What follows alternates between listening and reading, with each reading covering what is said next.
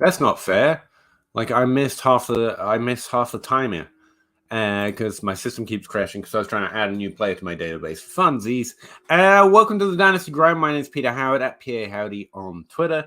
This is a live stream that for some reason we do 3 hours every Wednesday, in season, off season, out season, whatever kind of season you're talking about, where we talk about Dynasty fantasy football or just fantasy football in general. If you have any questions, comments, thoughts, drop them in whatever little comment box sits below the window there on whatever streaming platform you're listening to. We're going live to Twitch and YouTube. Don't tell anyone because we don't know how we're getting away with it. Yeah. Let's talk about, what did I call it? Hype season. It's very much hype season. The value on those draft picks is starting to come up. Let's go talk to Outhouse from the Trade Addicts podcast and Zach Reed from the Dynasty Dummies podcast and see what we can figure out.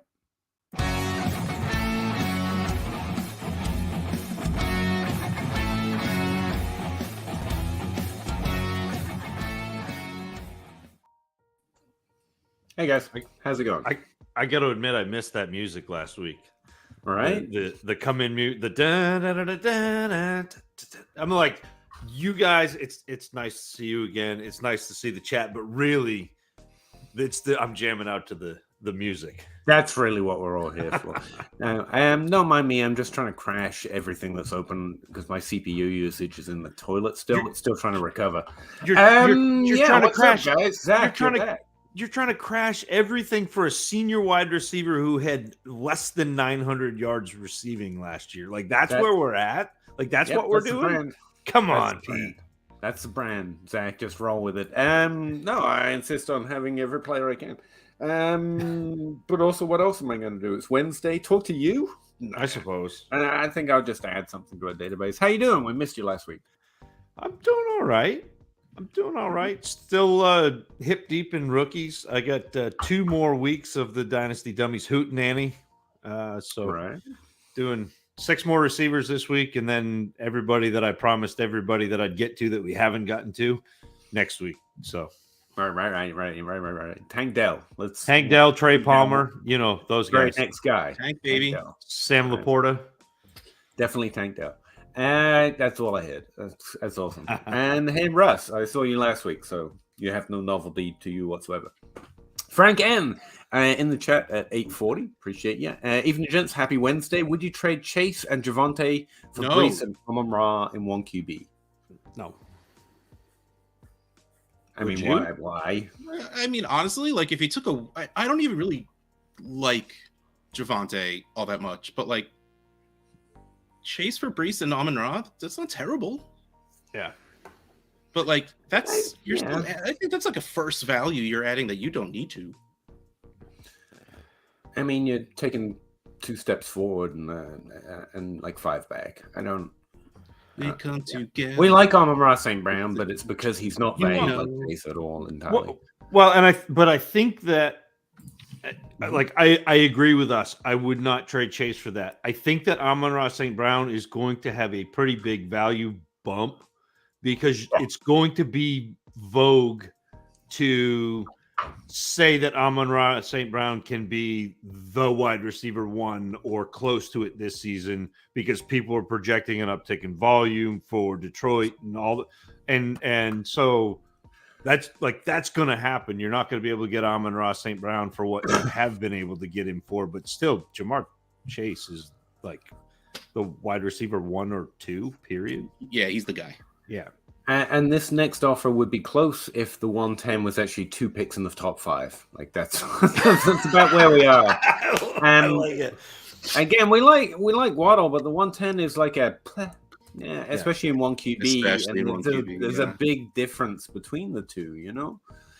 So no, neither of those are close for me. Chase is in that tier where pretty much most trades you come up with aren't going to be great. The only way to really trade them is if you're getting like Jefferson or one of those other top 12 wide receivers and just a bunch on top, or you're building and you accept many, many good things for one thing.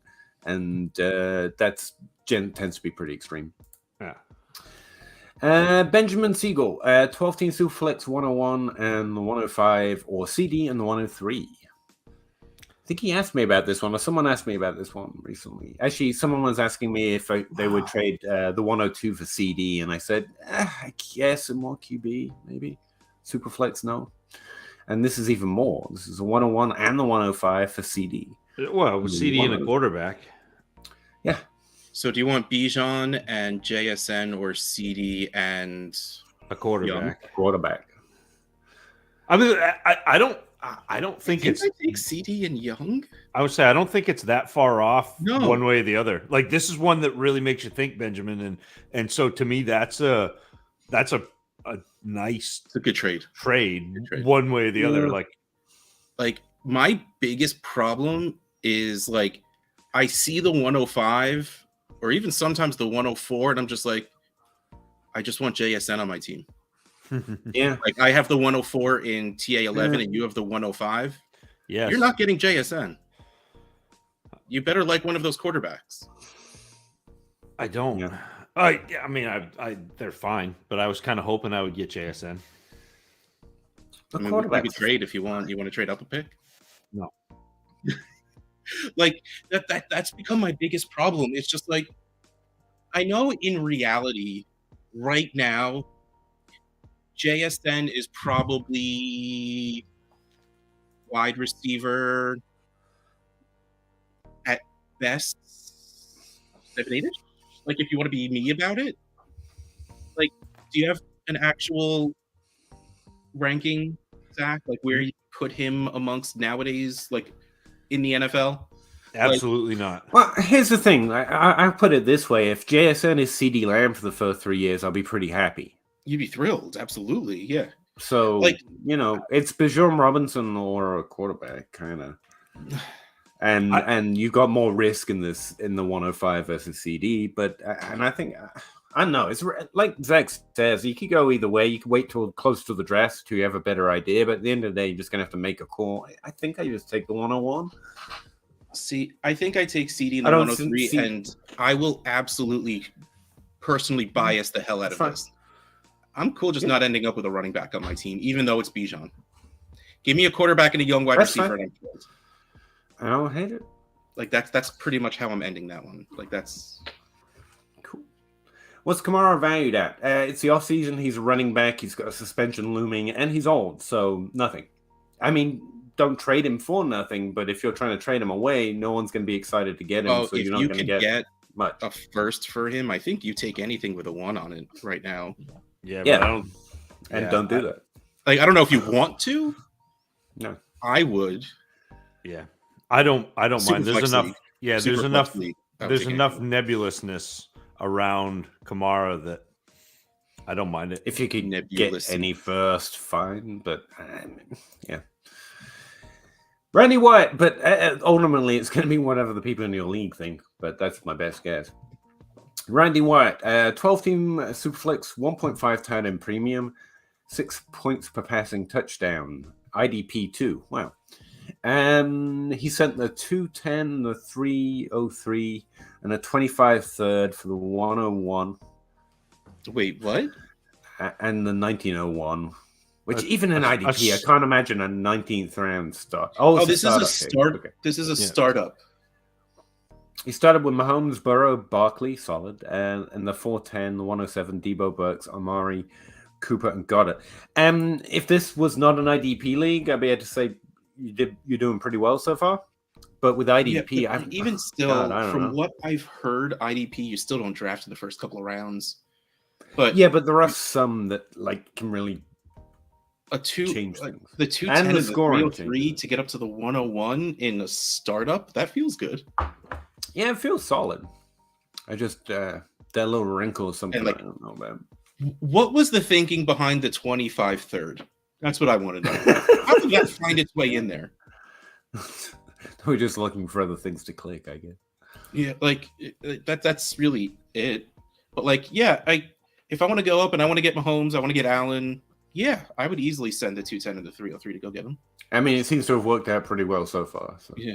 Actually, we did the Dynasty trade show, Addison and I, this afternoon about trading up for stud quarterbacks.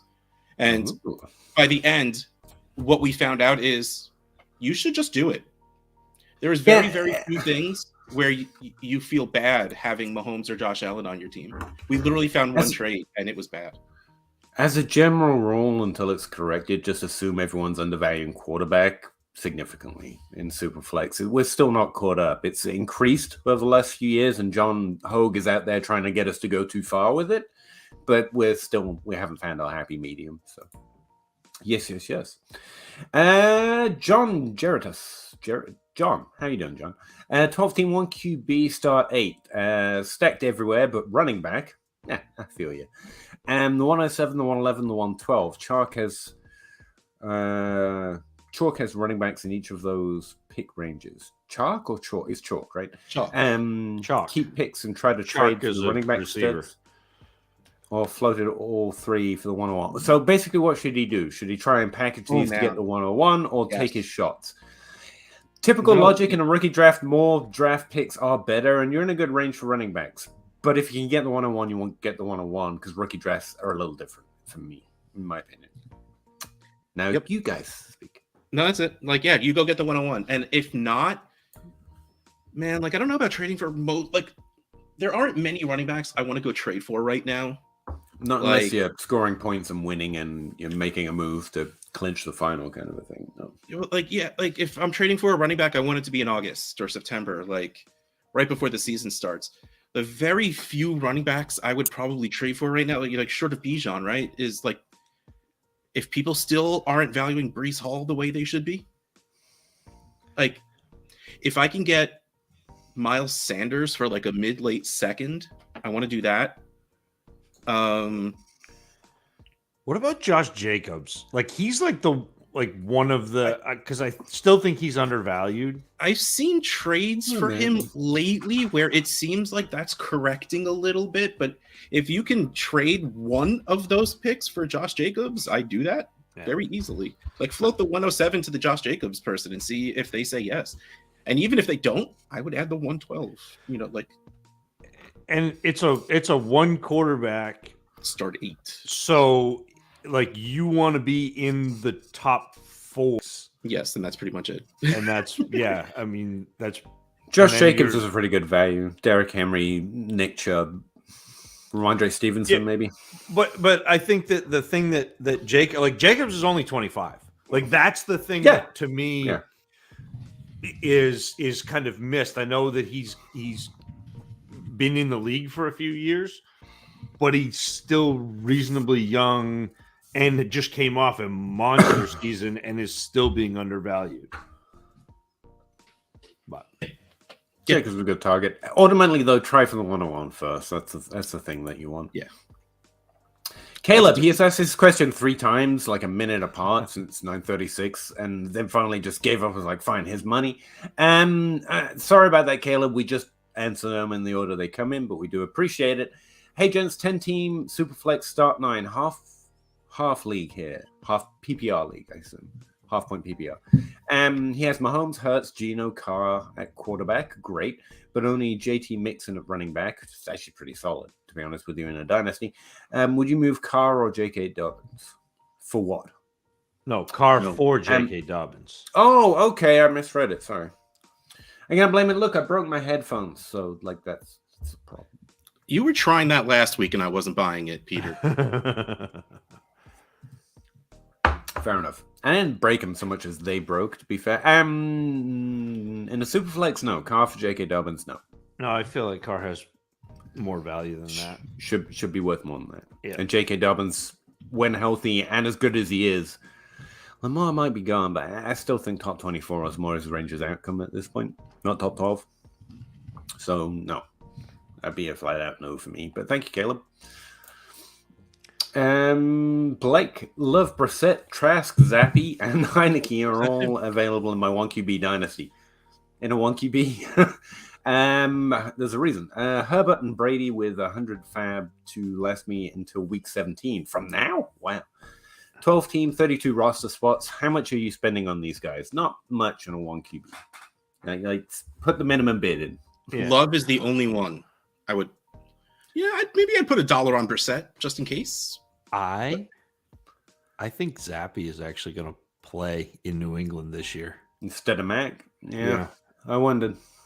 There's a lot of. I tried to trade for Zappy when he got drafted in the TA11. Yeah, TA11. Like I immediately went and added like my next pick and then 2 future rookie picks to try to get him. And the guy was like flat out no.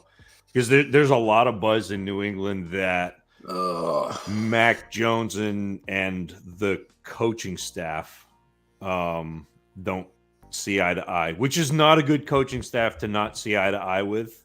Like out of all of the coaching staffs in the NFL, they'll just be like, yeah, good luck in the New York with the Jets. Have fun. Bill Belichick. I think he had a pretty good profile, did okay in a few games. I don't know about any of the noise, and I think, I don't know, it's what it is. But he had a pretty good game or two, I think. Had a pretty good profile. Mac Jones did poorly. I've wanted to buy Mac Jones a lot, but that's one of the hesitations. Like Zappy's a threat. Yeah. But, yep.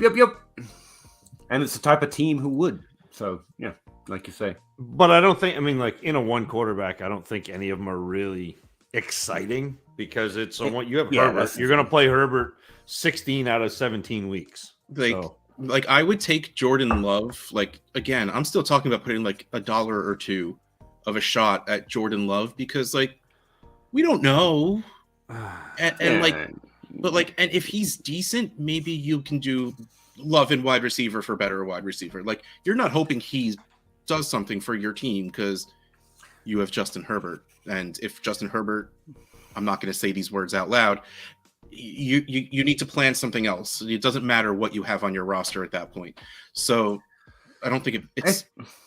I think if you say something like you might be able to add something to Love to get a second after he starts or something, I can get on board. But like, I'm not excited. I would try Zappy first. But either way, in one QB, they're minimum bids, especially this far out for me. But just be first, I have so many Mac Jones shares. I know. I have a couple, I think. Randy, I have top 7 rookies, then a significant drop. Cool. Yeah. Bijan 4 QBs, provided they get good draft capital, which is a fair caveat there. Gibbs and JSN. I got a couple others, but yeah, that's not bad. Addison needs to be in there. Yeah. Addison. Personally, I like Downs as well a lot. He's not in that top tier for me, but he's right after it. Yeah, but then again, there's a couple of those quarterbacks I probably just want to draft or try and trade out of it. I don't think that you're going to be happy with Will Levis in fantasy. Yeah. This is not a take about, I'm hoping they have great NFL. Absolutely. Like, it's not a bet against the player. No, it's but like fantasy. I think he's better than a lot of people are, because you hear people just come in and just completely crush him. It's they get the it's funny because I think they get the Josh Allen comp confused and he's with fun. Will Levis. I heard that interview. He's fun and yeah. Well, but like he throws the ball a long way, but he also is really good at checking down, and he completed 64 or 65% of his pass. Like he's not oh my goodness, he can't be a quarterback, but he throws the ball far. Like him having a big arm gets him in more trouble than it does affords him success. But I also don't think that he's got that ceiling like some of the running quarterbacks and big arm quarterbacks that are in the NFL.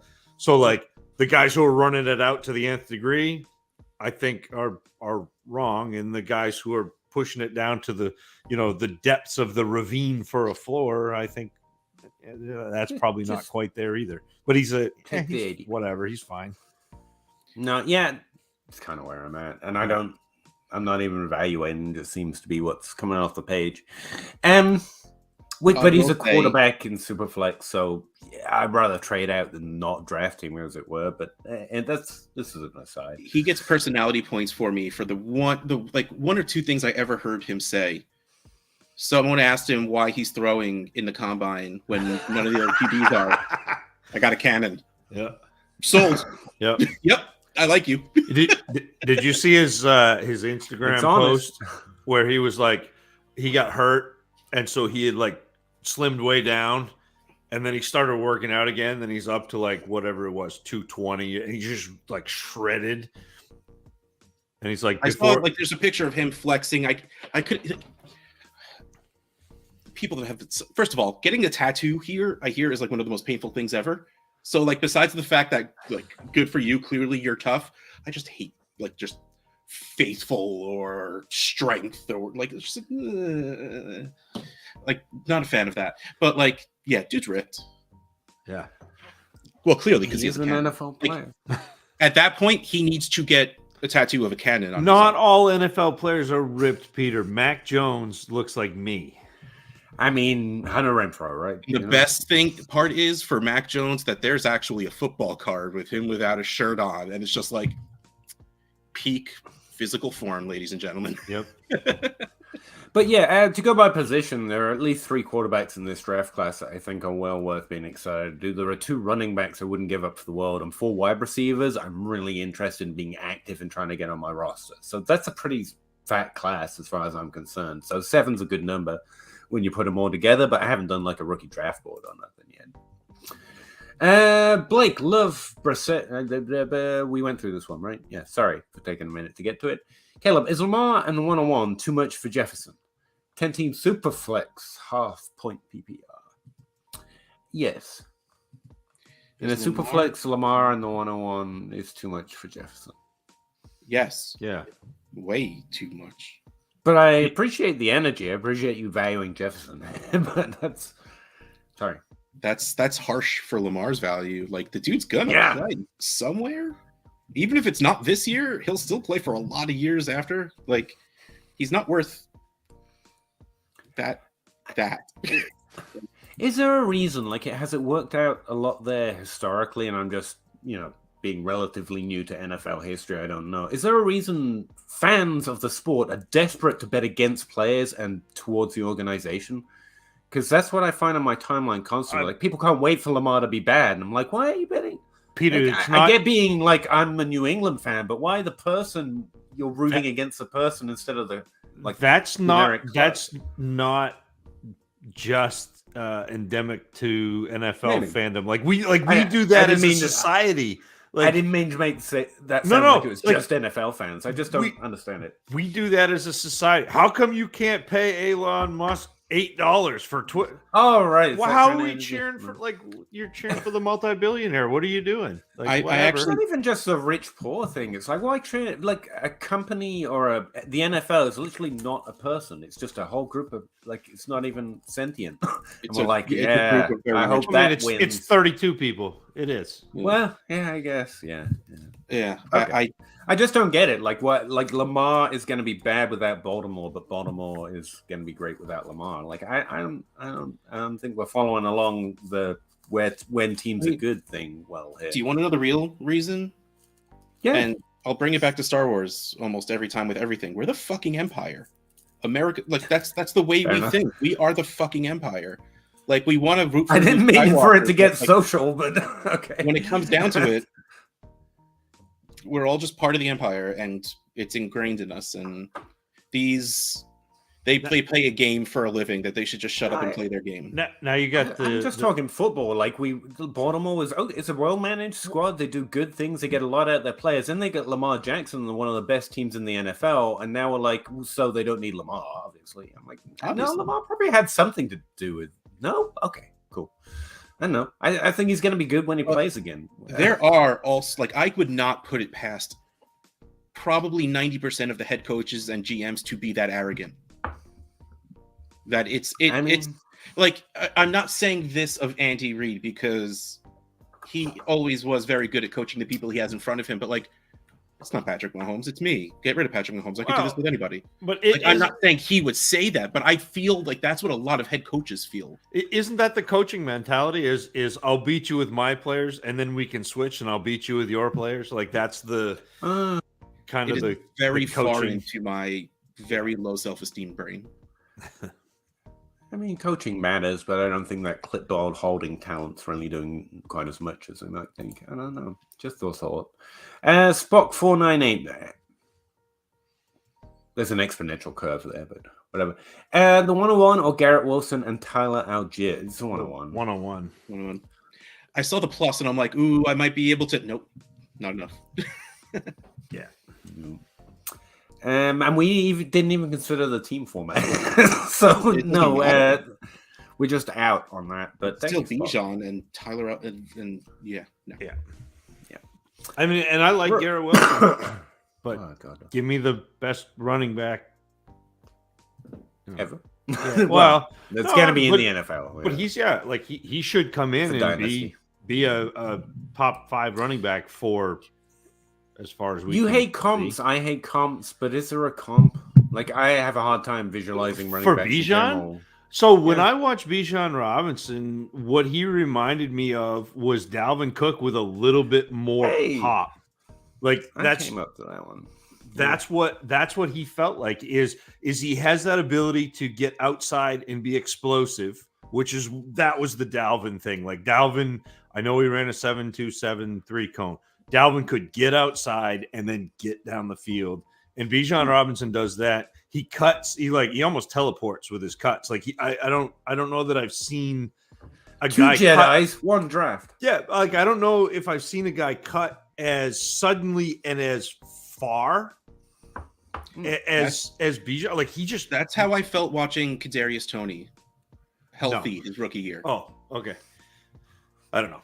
I'm not a no, Toney just the guy, way but... he cuts. Yeah. Nothing about him being good at anything else. Oh yeah, his change of direction was disgusting. Stupid athletic. Yeah. Like nothing about being good at football or anything. Just like watching him stop and then end up over there somehow while he was running full speed. It's just like I don't think human bodies do that. And then you pulled a hamstring. That makes sense. Like the GIF of Christian McCaffrey where like he goes to cut and they disappear him and then he shows up over here. The guy dives out of the way. Does the Nightcrawler thing? Yeah.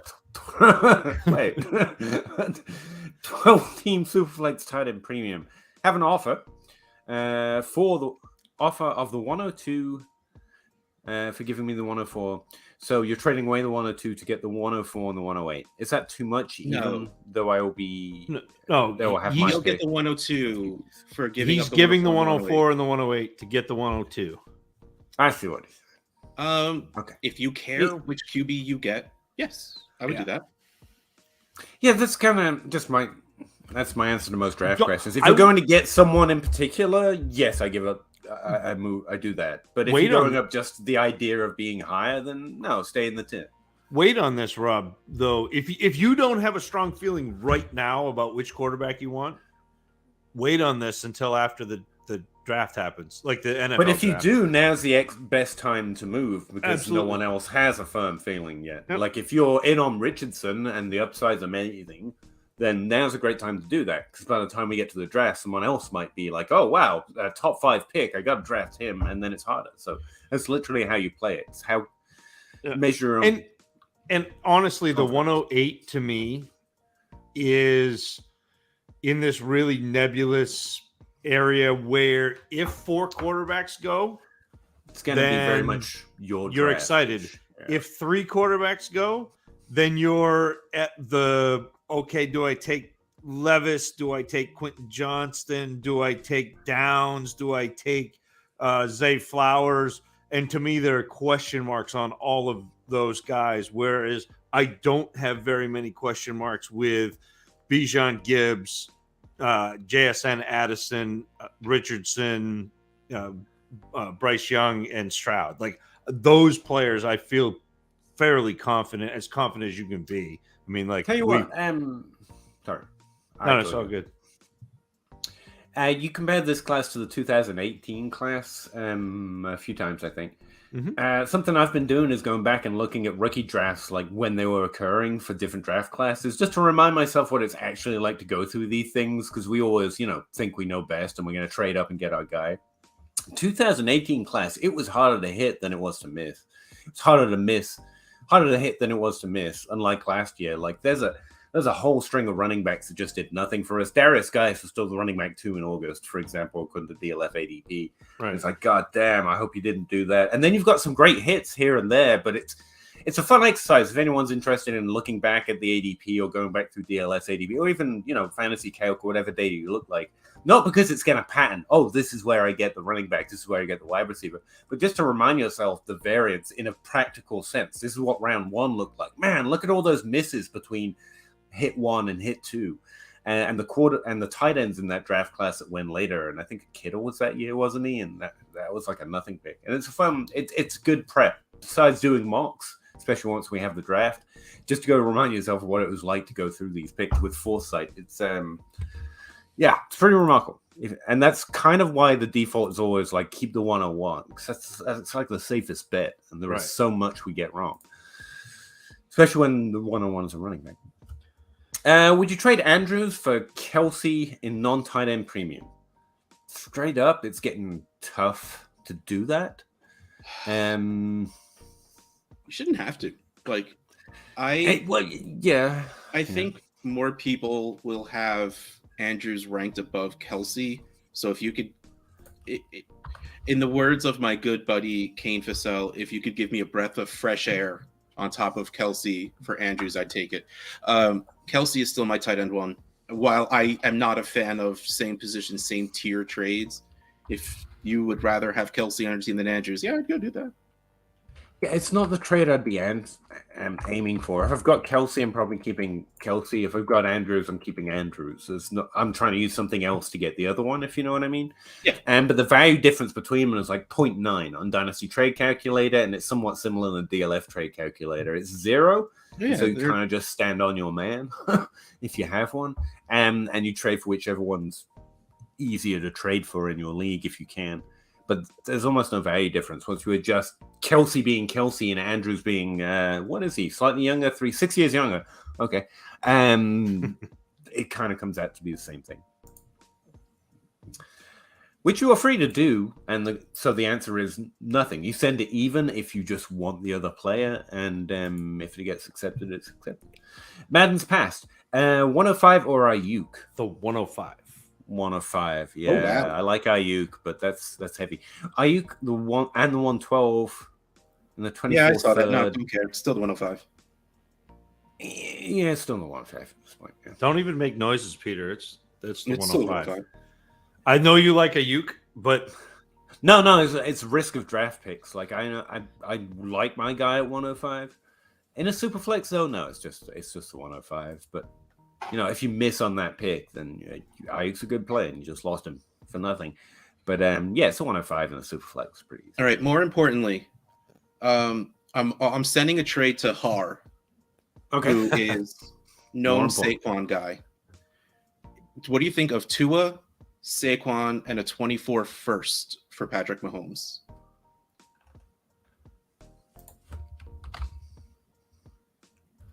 Is that's not bad? No, I'm willing to pay it. Is it too light? His team is very middle. Like, he's good, but he's not competing. I got second place and I'm pissed off, so I want some studs, on my team. So I want Patrick Mahomes. I don't have any Patrick Mahomes. What do you have to trade? See what he says. Tua, Saquon Barkley, and a 24 first for Patrick Mahomes. And this is from Mr. Saquon 01. So I'm hoping he values it a lot. Yeah, I'm hitting propose. I sent it, and I'm going to go message him. Go harass him. That's the way. I sent him Saquon for Garrett Wilson like 4 days ago, and it's still sitting there. I'm not sure if Randy is talking to you, Russ, that's or me. someone in the chat here. Because I said, what's the 2530 even doing in there? And he just said they asked for it. And I'm like, oh yeah, no, I was absolutely. getting Saquon. Yeah. Like I don't understand the line of thinking of why they asked for it. Like after all of that, 2530 and it's a deal. Do you know what the third round looks like in 2025? Man, no, I don't. The third round picks here every year. It's just real difficult to know which one. That one does. that one pick, yeah. Yeah, you will get Patrick Mahomes. I respect it. Joseph, great show. Your 12 teams with flex PPR. Thank you very much, Joseph. T. Higgins plus a 104 or Chase. Chase. Great show. Chase, but that one's a lot closer than the first one we had. Come on, Russ, say it. Oh, He's not even 85 anymore, though. If this is super flex, and It doesn't matter, Russ. Come on. It is super flex, 12 team. Does this? Oh, 12 team super flex. Yeah. Okay. So here's the thing: if I'm rebuilding, and I know the real answer is you freaking build around Chase, but to walk away with Higgins and most likely Anthony Richardson, who I want on all of my rebuilding teams, I don't hate that. It's not enough, but if that's all I could get and I feel the need to do it, I might as well get T. Higgins and a good quarterback. Do you really think Richardson is going to fall to the 104? That's bad. That's bad process. Like, that's bad process. Oh, no. I'm still saying, like, any of the quarterbacks, but yeah.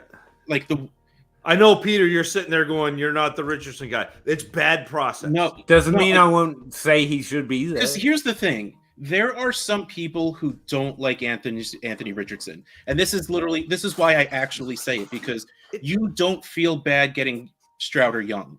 You don't. But some people don't like Richardson because they see the floor that is very, very low. So I will say it's a little bit of a risk to get Richardson, even though, man, that ceiling on top, like at the 104, like that's. And to Zach's point, you really shouldn't think that way. So I'm not sure why we. No, you want to go for ceiling, and if you the floor on all of them is 0. Because if you miss, then you're back there again. Like whatever. But I 1000% understand. But like, if I'm at the 102, 103, okay, let's put it this way: if I'm at the 103 and Stroud got taken, am I taking Young or am I taking Richardson? Let's say I have a team that earned the 103, and it's probably because of injuries or whatever, but like I feel like I have a good team. I'm probably too risk averse to take Richardson. I would take Stroud and know I have a very good quarterback and feel good about it and go along my way. I'm not saying it's the right move whatsoever. I'm just telling you how my brain works. And we all know that doesn't always work right. If in TA 11 Richardson is on the board and you take JSN, I'm going to, before I make my pick, walk outside. I'm going to get in my car. I'm going to drive to Shaw's. I'm going to find the most expensive bottle of champagne that Shaw's has. I'm going to walk back out in the parking lot. I'm going to make the pick. I'm going to shake it up and just spray champagne all over the Shaw's parking lot. If you get your wife to record this, I will do it on purpose. Which... very, very, very first Dynasty, not my first Dynasty draft, but my first like home Dynasty draft. We did the startup in person, which is great for about 5 rounds, and it's boring as shit if you're not a fun group of people. Yeah. No, they were the worst. We literally sat there with laptops on our laps, and I tried to make a joke, and people would tell me to shut up. I think this was 2016-ish, and I was pick 4 or 5, and I said I will. And this is, look, I get we don't know each other all of that well, but for the least for the first round, we're walking to the front of the room and announcing our picks. We're gonna try and make this fun. And then I said, if Julio Jones falls to my pick, I will literally dance my way up to announce the pick. Better be damn fucking sure I dance my way up there. What kind of dance? What? What kind of dance? It started with the moonwalk, and then it turned into a little bit of, popping and locking into the robot, and then some funky white man, and then a little bit of booty shaking. Julio Jones, and then the running man on the way back. I would just have thumbs, and that's it. That's all I got. Oh no,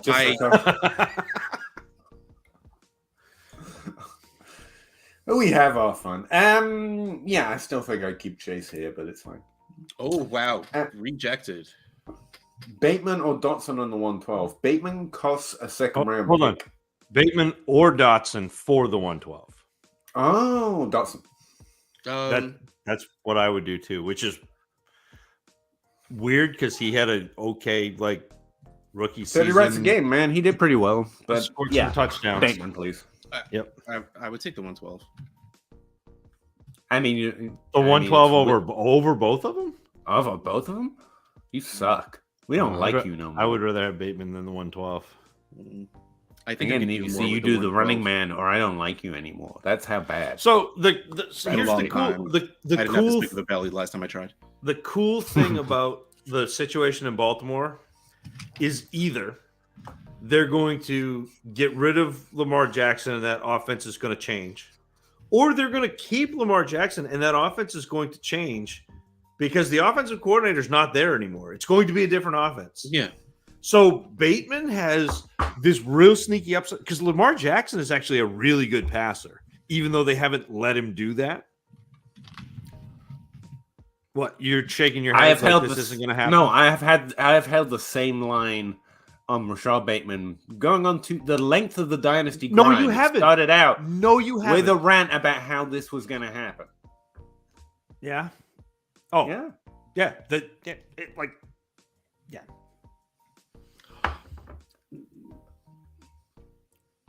Sorry, I just got sent a link with all of the SFB 13 logos. I need to slim down. I need to slim down enough so I can put on a white shirt that has the Krispy Kreme logo. I will never feel good enough about myself to wear a white T-shirt. I will tell you that now. I sit in an air-conditioned house and I start sweating. Shavini. I'm going to go so broke this year. My wife is going to be way too much to give up for Jefferson. Yes, we agree. Dustin, 10 team Superflex PPR, start 10. Mahomes, Herbert, Trevor Lawrence, that's the team. Death grip on the league, scale 1 to 10. Okay, how good is this team is the question. I think it's okay. Mahomes and Herbert rocks, and your QB situation rocks in a Superflex. That's the most important thing. You've got AJ Brown, which is definitely awesome. Also has Bijan. It also has Bijan. Yeah. It's not 10, all right? I've seen better death. I will say it is not a 10. But it's above average. Like a solid 8. It's a solid, see if you could take 7, 8. I would like DJ Moore, Pickens, and the 106 to see how close that gets me to any of the top 3 receivers. Chase Jefferson, yeah. Chase Jefferson, and he has AJB, never mind. Or a little less to go get Higgins or Waddle or Wilson, Lamb. Oh yeah, Kelsey. Right. He needs Kelsey. Oh yeah, you need a. Or if you just want it to be he has Pitts, pretty fast. Yeah, Pitts is. Don't get me wrong. I'm not saying get rid of Pitts, but if I'm Kelsey, saying go get Pitts if you want the prettiness, but if you want the points, you go get Kelsey. I was agreeing with you. Yeah. Okay. Well, I don't recognize that. I know. That's why I love doing it every once in a while, just to throw you off. Zuli the witch. What's up, boys? What's good? What's boys with your good, man? I think I said that somewhat right. Not much, man. I'm not doing too good, but thank you, Zuli. I'm happy to see you. Manuel, should I trade Elijah Moore? Yes. And my 302 pick for the 103. Wait, what? Yes. Elijah Moore. That doesn't seem like anything that would happen unless you're trading with Peter. 103. Wait, what? Did you type did you accident did it auto correct from no, Garrett Wilson or it can't be the 103 because if you can get that done, then yes, but I don't see a world where someone is going to take Elijah Moore in the 302 for the Elijah Moore. Elijah Moore, the 302 is worth the 210. Yeah. That's I don't understand that one, but yes, if you can. Zulu Witch, who are some of each of your Jamal Williams currently in the Jamal Williams. Not necessarily the best fantasy assets, but just the guys you like to root for. Yeah, Jamal Williams. Love Jamal Williams. I like rooting for Zach Pascal and Kendrick Bourne. Ridley, yeah. Calvin Ridley's a good one. Who else? Keenan Allen. I mean, most of mine are going to be wide receivers. Keenan Allen, Allen Robinson. Lamar, baby. I love Lamar Jackson. Like, I will unabashedly cheer for Lamar Jackson. I want him to get paid also, but, like, watching him play, like, I love it. It's funny to me as a Patriots fan to watch Bill Belichick not have an answer for somebody. He's never had an answer for Lamar Jackson. And the frustrating thing as a Patriots fan is Lamar Jackson was on the board when Belichick took Sony Michel. Yep. Peter, I know you were there. We were doing a live show, and I was apoplectic when they did not take Lamar Jackson. Yep. And I liked Sony Michel, but they didn't. Lamar Jackson. Paul, Eckler for the 106. It's actually probably a pretty good value for him right now. I think super flex. If this is a super flex, maybe. Yes, but if it's not, what Russ said. Eckler. Super flex. It's the pick, and one QB. It's Eckler, and it's You're hoping Eckler stays in. I think so. San Diego in L.A. I almost said San Diego. You did say San Diego. I said Sandy. Okay, in Sandy, the California. Sandy City, the Sandy City of I got you. And X Brian, okay. In a 1QB 10-team league, would you be trying to move the 202 or stick tight and make the pick? If looking to trade the pick, are there any specific players you target? I mean, the 202 is a fine pick. There's going to be a pretty good player there, but I don't know. These kind of questions are so. Would you go get something like all those explore trades? I know I'm trading early seconds for Bateman if I can. That's a player I've started to shop for in that value. We don't necessarily have to give the 202 to do that. I gave 24 first and balanced it with a second. But I don't mind giving the 202 for Bateman, especially in a one quarterback. I don't mind that. Yeah. Let me move down here and see what we're.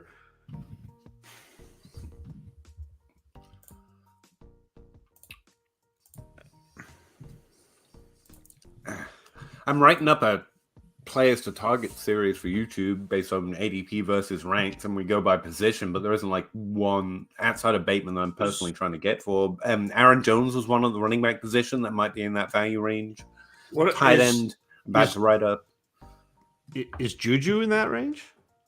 I think so, maybe. Yeah, I'd be interested in. I'd be very happy. I got rejected in all my leagues, but yeah. Juju, I'm a little sad that it's not Mac Jones, but I'm still just psyched for Juju on the Pats. Yeah. Yeah.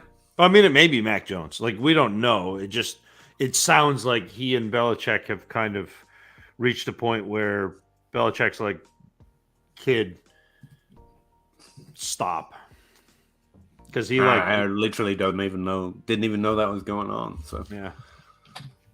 He was very demonstrative last year with and I know that they didn't really have an offensive coordinator, but as a second-year player, without that cachet yet, it's not a great thing to be doing. What was he doing? I honestly don't. Like he would be like exceptionally frustrated with the play calling. He'd be exceptionally frustrated with when they got the play call in, and was really demonstrative. And I would tell my 7-year-old he's slatting around, and he did that an awful lot.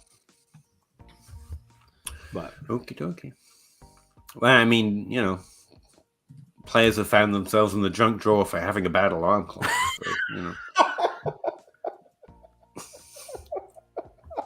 True. Facts. I'm reading this question. Which one? I seem to have missed it. The one that you're on. The one that you're on. In a 1QB. No, the one that you were on. That one. That's not a question. Okay. Yes. F Mary Kill. Oh, okay. I see. I think 2 of them go to Travis, and then you just kill me and Zach and call it a day. Just off myself at the start, I guess. But let's see. I'm gonna marry Russ. Feels like I can really manipulate him, get my way constantly. So easily. Manipulate. So easily. And I guess I'm fucking Zach. Me and Travis, I love the man, but we would not get on in any of the other 2 capacities. Like, just no. He's too good. Zach feels like he'd be a fun one-night stand. Travis, like, he's a long-term commitment guy, and I'm already committed to Russ over here because I can push him around a lot. So, I mean, Travis has got to go,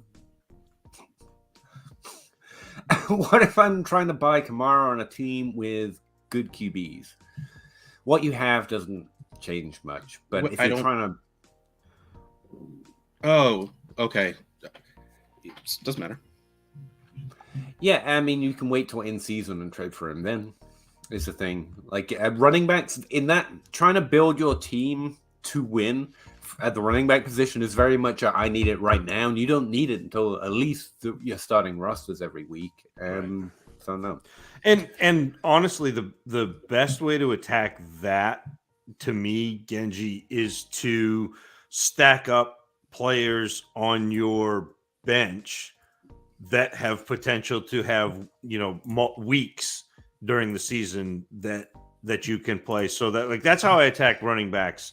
Is I don't necessarily want to go pay the Kamara name price, because you can go get players that will have some run over the course of the season, and you can get Kamara in the aggregate paying less than what you would to go get Kamara.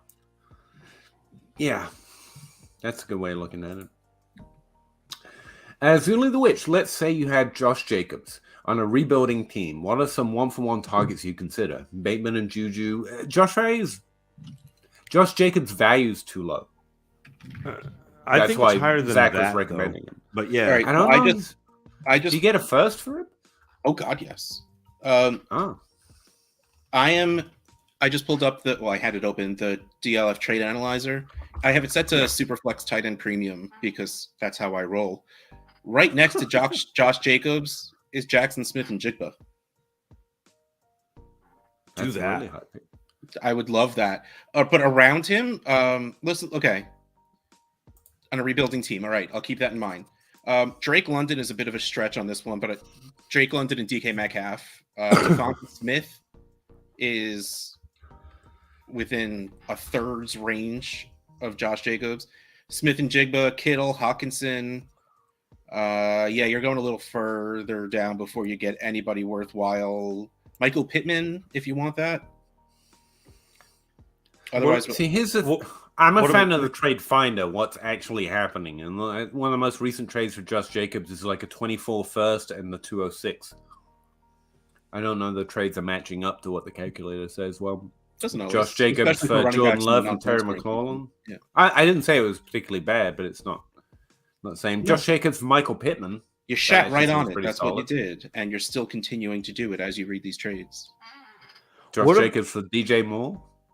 I know Zuli said 1-for-1, but what about something like Jerry Jeudy plus a pick? Yeah.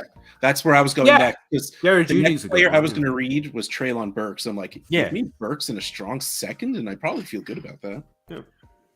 Yep. I think that's the way to go. 1 QB, 10 team. Would you be trying to trade the two? We went through this, right? Yeah. Are you guys gamers?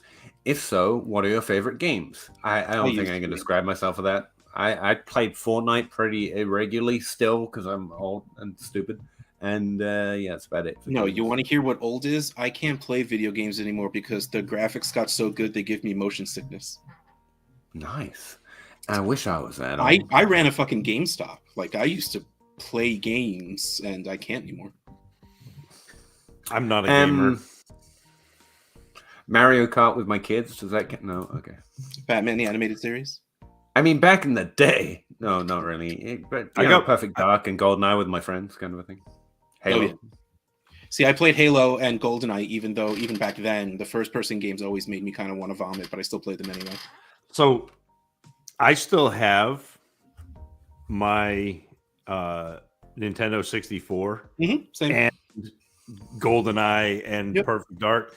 So my boys are 9 and 7, and so I'll throw on paintball mode and play GoldenEye.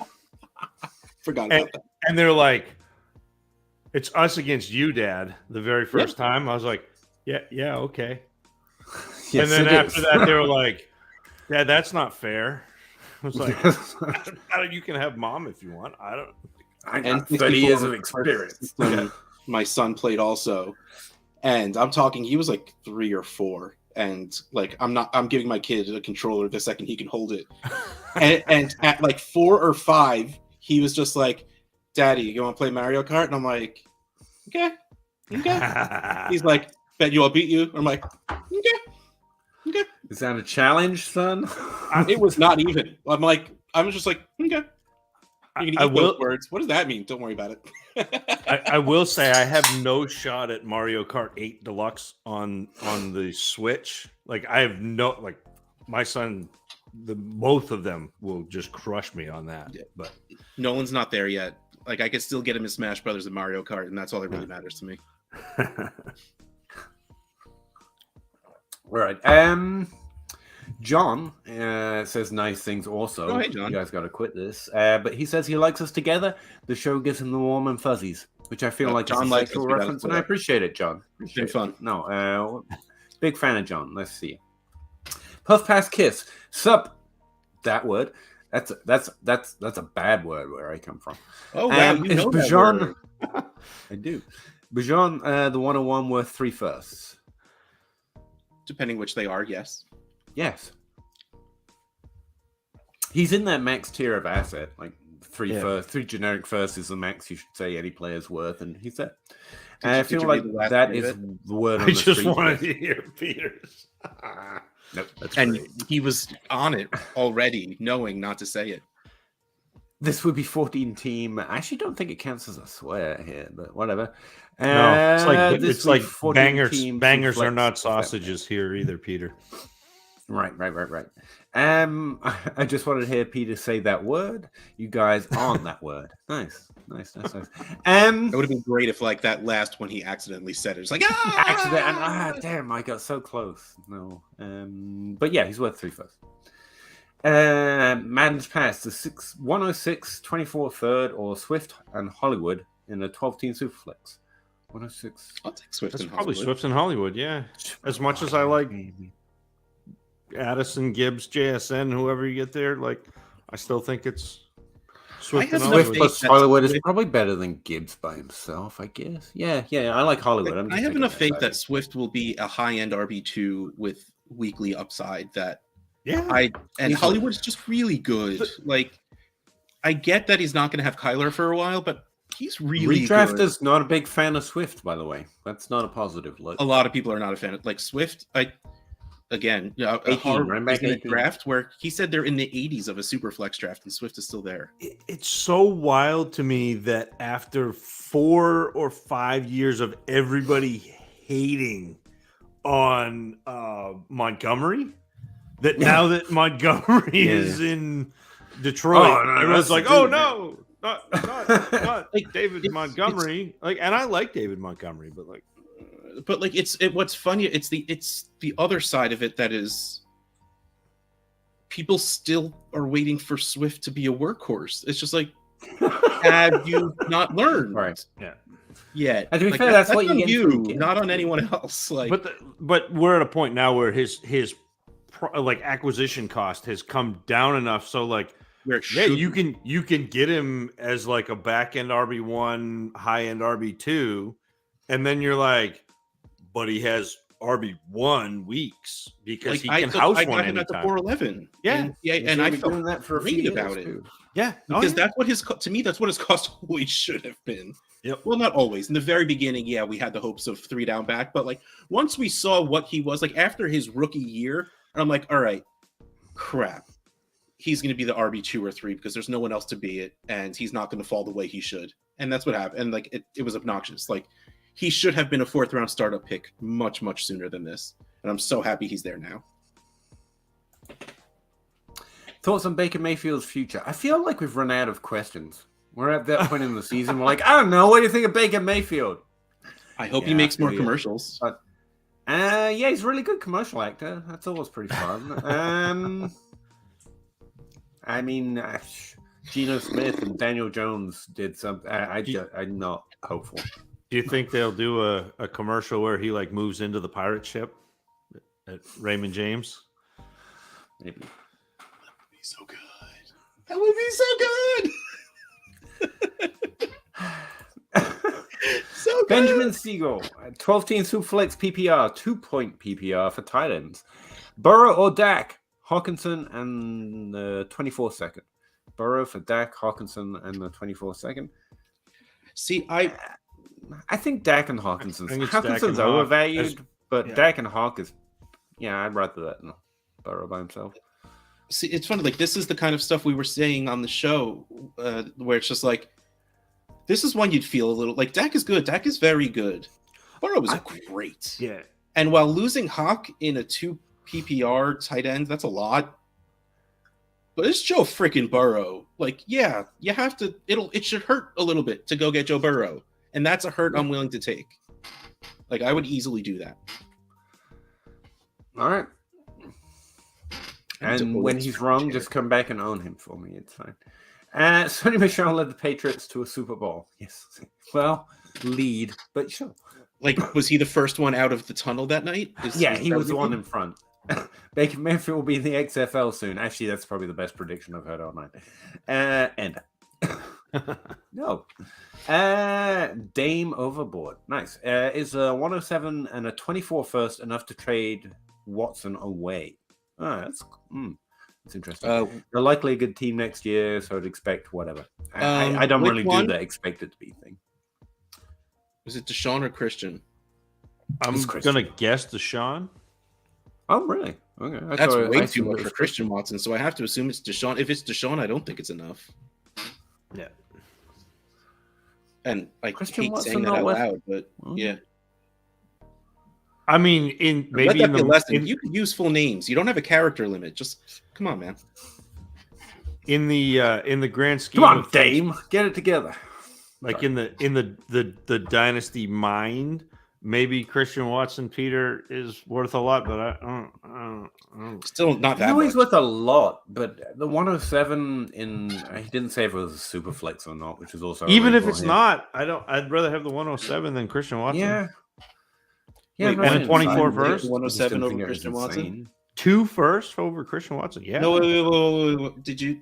I'm literally want to make sure I heard you. Did you say in a 1 QB you'd take the 107 over Christian Watson? Yes. I'd actually have to think about that, but I think I would. Think that's a little too far. Addison's gone by then. It's not that far. Quentin Johnston, Zach Charbonnet. So you're at like the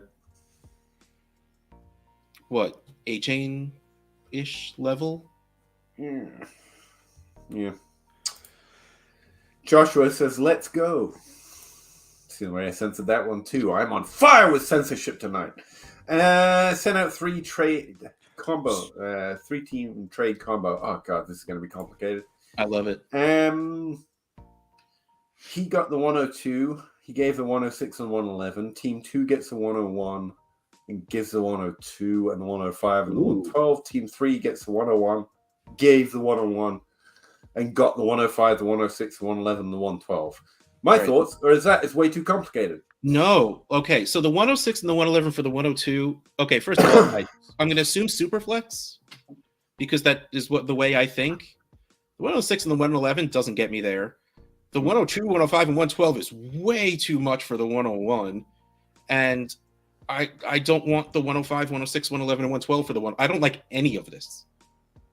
Like, the only person who should do this is Team 2. Gave the 101 and got the 102, 105, and 112? I would be thrilled to move back one spot and get the 105 and 112 on top of it. Yeah. But otherwise, I don't want either of the. I don't want to give away those parts to get the rest of it.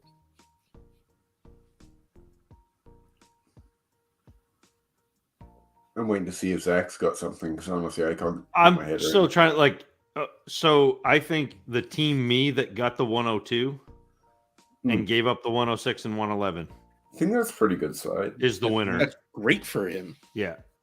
And then everything else is like, okay, what are we doing? I don't want to give up the 101 for, yeah. I mean, like, Team 3 did get Bijan Robinson. He traded up. He paid those extra picks and got the guy we think we should trade for.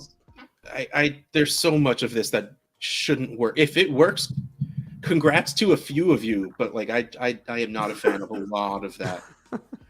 Russ hates you. Just know that, Joshua. This is very personal. Yes. Madden 91, anyone? No. Go back to bed. Because it wasn't Madden 91. It was just Madden football right there, Russ. Mm-hmm. Yep. What's Eckler's value if he if the Chargers draft Bijan Robinson? Less than the 106. Much lower. Yes. Pittman. I agree, Daniel. Thank you. Zion became a member. We don't know what that means, but we do appreciate it. It sounds like you're trying to support us, and I appreciate that. Daniel Lindsay, 12T2 flex Pittman and a 24 first, or the 104 and Gainwell. Gainwell's nothing, so it's a 104. He's not nothing. Pittman. You bite your tongue. No, I'll say it again. Okay. Fair enough. Gainwell is nothing. The 104 for Pittman and the 24 first. I think I like the Superflex.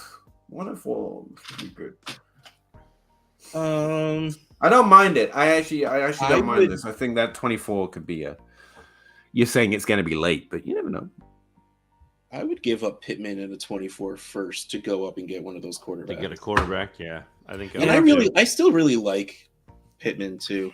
If you accept that it's a late first, this is probably the pick side. Yeah. Like if it's because I'm sure Daniel is saying it's his 24 first, so it's gonna be late because maybe he won this year and he's going and getting one of those. But why do you need one of those QBs if you just won? Maybe you lost Brady, in which case maybe your team isn't as strong as it was. I'm thinking too much into this. Like you could, that's going. I mean, a little too far. Big brain there. Yeah. Zach? I would take the quarterback. Oh no, you just and I thought you'd. Oh no, I was gonna say that the real thing that's getting buried in this is Gainwell. Like nobody even mentioned Gainwell, who actually could be interesting. I literally did. Oh, he said Gainwell isn't anything. I'm like, you bite your tongue. Yes, he is. Okay. And then he said he wouldn't bite his tongue. It's true. I'm the one who. Yeah. Okay. Look, I don't think Gainwell's going to be a top 10 running back or anything, but he should be insanely useful. Like he's going to have weeks where he does things. Because all respect in the world to Rashad Penny, he's never stayed healthy for more than like 4 games a season. Hey, okay, you can Brett bite your tongue on that one. I am not stopping on Rashad Penny. Staying with first round draft capital, bro. Staying with Swift. Curious on thoughts on this 12T2 flex trade, I guess. 24 second, 25 first, and second for Swift, the 103 and a 25 third. Okay, I'm just going to ignore the thirds to make this simple. A second and a first in 24 and 25 for Swift. Yeah, Swift. Yeah, Swift, easily. Not only... Okay, so it means very, very little, but I've heard a couple of deadbeat people say the 25 class is not on the level of what we've gotten this year and next year to believe, so it's going to be down a little bit. Going to have some running backs. But it's also 2 years from now. You go, you get Swift now, you win, and then you trade for someone else's 25 first. That's going to be earlier than yours. Yeah. I got yelled at for that, by the way. Like, I don't really get yelled at for things, but like, on one of the DLF trade shows in the comments, someone's like, you can't, like, you say you'll just trade your 24 first and get someone else's later. That's not how it works. And I literally replied, like, I've been doing this for a little while. It's how it works. It's how it works for me. I'm sorry. And then they continue to yell, and I just said, thanks for watching, because, but like, seriously, like, no, that's absolutely how that works. You pay for it because you should, but if my team's good, I don't want my firsts. I want someone else's. That's the high T attitude we've come to expect from you. Man's Path. What's the highest pick you would trade for Tyler Algier in a 12-team Superflex league. I I think would this not. is phrased It's low wrong. enough that it would 101. never happen. I think this is phrased wrong because I would trade Algier for the 101. That's the highest pick I would trade him for. I would at any. But I think yeah. I think the point of the question is like, Was what would you there- give? yeah, Pay for Algier. Yeah. Goddamn English majors. 207? 2012? Is that a pick? I think probably It's low enough it mid-second. would never happen. It's a mid-second. I want to trade him away. It's also like one of those things. Like if I'm on the bull, 206. like I wouldn't do it now. Like No, I mean, yeah. because first of all, chances are at the 205 you're gonna be drafting the running back the Falcons take. Like I would give you. I would give you Algier for any second round pick. Put it that way. So like the 301's probably the earliest I would pay, and even then I'll be like, let me see who's on the board because there might be someone I like. I'm a big hater. I'm gonna tell you. BJ Lee, thoughts on this team and what I should do? That's a big question. Blow One it up. QB, 12 Start teams, over. start 9. Herbert. Some plans. Herbert, Eckler, Monty, Elijah Mitchell, Higgins, Gabe, Slayton, Burke. No, he's right. You got to blow this thing up. You've got Judy Sorry, and man. Kelsey. I was Herbert, joking, but you need Eckler to. and Monty. No, you gotta. I mean, try and build around Herbert, I guess. But in a 1 QB, even that's rough. Yeah, yeah, like yeah. honestly, move Trade everything Kelsey, for whatever move you can get. Eckler. 1 QB, so like bundle those picks together to either get up to because you're not getting up to the 2. Yeah, I mean, you really got to get up to the 3 is your. I think it's enough of a build that you try and get out of this year's class. I'd be tempted to trade I like into honestly 24 and 25. keep Herbert, trade like it hurts me to say, but like you probably got to trade Higgins here too. If you have a Gabe Davis person in your league, you'll be able to get more than you should. There's got to be someone biting on Judy with Peyton being there. Like you honestly do need to move everyone, but like you won't get unless you. And get the reason I someone say that, by the paying- way, BJ, is people will be more willing, especially from now till the draft, they're more willing to give you 24 first and 25 first because we're building into rookie season. It's the worst time to try and, hey, give me the 103. Like that's if you want to go pay to get it, and you don't. You're trying to sell for value, so you're not looking to pay for certain players. And so, like Judy should probably bring a late first in most leagues, but it will bring a 24 first. Yeah, if you but if like you could do like Judy So in the that's where you go 105 for the 102, something like that. Yeah. I would try for that. Yeah, okay. But otherwise, a fun like what I would love to do would be like you take the 105, trade back to like the 109 and get a 24 first, and then you package the 8 and 9 to go get something you like better. Like just get a first for no reason and still be able to use 2 picks to do something, or hold on them until it's draft time, and hopefully something is there that entices people. Like you have a lot of moves to make with this. In a 12-team league, this is honestly rough. One of the first things I do is Judy for a 24 first or something like that. And then I go look at who the best teams in my league were, honestly. Try and sell them Kelsey. Those are the teams that are going to be willing to pay Kelsey price. Like, hey, this guy slots it in for you. Because that's real. That's very real. And they're the only teams, they're the most likely to pay it, you know? And watch the news, watch what happens with Dalvin Cook, and pounce when Alexander Madison has value because he will. Yeah, keep Madison. Yeah, that's a good point. There are some players you're just holding for right now. Burks, I believe that's meant to be with you. You're going to wait till in season. Don't trade him now. Madison, same thing. You're going to wait for that window, but then you're going to be trading him. Hold up. How about Eckler? Is he in now or later? Did Peter? Did you just correct somebody's spelling? No. It could be another player. It's official. I Peter wanted is to make actually sure I wasn't smoking marijuana. That's the only answer for that. He was like twice able to avoid cursing while reading through things quickly. Now he's correcting spelling. He is actually smoking the wacky weefer. I'm glad you all enjoy how much they hate you know. But personally, it's a little too much sometimes. It's hard to deal with, you know. But anyway, back to the show. Yeah, is Eckler a sell now or sell later? He's got a draft concern a little bit, but I don't think so. I think he's wait till he's scoring points again, but I'm open to ideas. I'll answer your question with your answer. Depends on the deal. Okay. If you can get decent value for him, I ship him now. Even if it's not top dollar, the truth is he's still a 27-year-old running back. 106, 107. In a Superflex league, if you can get the 106, this is a one quarterback. But well, I was just saying, like he asked what you get. Like, if I could, in a one quarterback, if I can get the 6 is too far, but no, I think like the 5 or 6. I guess I would take it. I think if you get the 6 and then you have the 105, 106, 108, now you can actually make some hay trading those picks, and you'd be happier doing that than you would with Eckler, because all of a sudden, like Eckler, you're trading to a very specific type of team. You're trading to a competing team that is looking to score points with the running back. Whereas if you have the 106 and you can pair that with other picks, there's that fungibility of the picks. It can be anything, and you can trade with anybody because everybody wants picks. Their favorite sleeper's going to fall to your pick, and absolutely, hopefully you cash out. Blake, do you guys think Dameon Pierce is a sell? Yep. Yes. Running back right now. That he's like I think isn't he valued like a second though? I think at that value, just keep him. But if you can get a first, yes. But he's the type of he's the type of player that I would want to pair with something to level up. And as far as the James Robinson thing, like James Robinson tore his Achilles.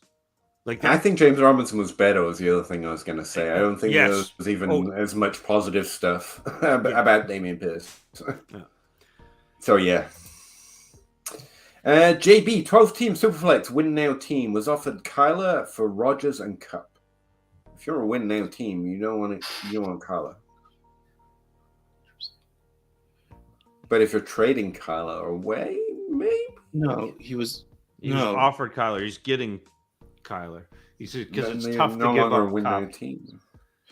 Okay, so what you got to do is know the people in your league. Kyler could be a very difficult player to move, which I'm finding in a couple of leagues, unlike when I was able to sell to Peter pretty easily, which was wonderful for both of us. But if you have a league where Kyler is liquid, I would do this because the value is there and you can get younger, prettier things. The points of Cup might hurt a little bit, but you'll get someone that'll last you a little longer. I think, yes, I would do this, but I want to set you're not trading to win, and Kyler won't go up in value in a couple months. I know he'll get healthy by then, but we're planning he might play games towards the end of the season. It's going to be a haul. It's going to be a wait, just so you know that. Then, yeah, that's the trade I do, but it's not like in a few months I'll be able to do something with him kind of a deal. That's more Lamar Jackson. Neil Mitchell, Russell Wilson for the 110 and a 12-team Superflex. Russell Wilson. I think Wilson. Yeah. Pretty confident. Yeah, I'll take Wilson. Draft 1, trade 1, marry 1. Why is it all marry? Anyway, Higgins, Waddle, JSN. Don't you dare! I don't know any of these players personally. I think this is a Russ question. We're just going to leave it. We're going to move to Utah. Oh, rank them, Russ. Do it. I won't. He will. He's physically unable to do that. Sorry, Ridley Truther. He did that on purpose. He knows. Honestly, I think you draft JSN. I think you trade Waddle because he's got the most value, and then Higgins. I'm sorry, but you gonna marry that one? All right. Yes. Yeah. Do you get? Sorry, I'm in true off-season form with my questions. You're good, man. I meant Deshaun Watson. Okay, so Deshaun Watson for the 107 and the 24 first in Superflex. we're changing it to the 102 instead of the one. Yes, was the the 102 makes a 107, big difference. Right, because the 102 is a quarterback. It changes me from not doing it to doing it. Yeah. But for the 102 and a 24, like I would, if it was the 102 and the 107, I would probably do it without thinking about it. 102 to 24 first. Like, I get it. I don't want Deshaun Watson on my teams. He's good. And they're going to put stuff around him. I don't know if I want to reset that and just have a 24 first in between. That's fair. Like, would I do it if I took over an open team that had Watson and someone offered me the 102 and a 24 first? Yeah, I'd accept it right away. But like, advice for other people is different. Like, I would say the 102 and the 107 and see how that goes, because it doesn't feel great, the 102 and the 24 first, but it's clearly better than the 107 and the 24 first. And yeah, that's enough of a difference to make a difference, put it that way. Mike M, is Smith going to... Nope. Had the same answer every year. They're also most likely drafting someone. So those are two different questions, Mike. Is Irv Smith going to be relevant, and can he be a top 15 tight end? Is not relevant. Right. I mean, maybe, but he won't be relevant. If he doesn't miss a game, he could be a top 15 tight end. The bad thing for Irv Smith is there are 5 or 6 like really athletic profile tight ends in this class. Whether or not they're good, we don't know, but like the athletic profiles on them are fantastic. They're 4 or 5, yeah. Good. So, but like Irv Smith was one of the few tight end prospects with like production, and he just he had a decent amount. Like up to that time, like he had. I liked Irv Smith, and he never happened, and it makes me sad. That's really what it comes down to. Told you so, but whatever. 12 team Superflex PPR tight end premium. You can't told you so on tight ends. You just say no, they're going to be bad. Nobody effing knows, and you're going to be right 99%. Maybe you can, but maybe not. 12 team. Sorry, my back's killing me. 12 team Superflex PPR tight end premium start 11. He's got Watson, Fields, Najee, Saquon. Okay, pretty good. Zeke, Algier, meh. Chase and Higgins, Pickens, meh. Watson, meh. And Pitts. Moves to make. Yeah, I'd try and package Pickens, Watson with something to try and move up somewhere. Same with Zeke and Algier. Those are the guys you've got to move. But your team's already pretty competitive. There's not too much you have to do.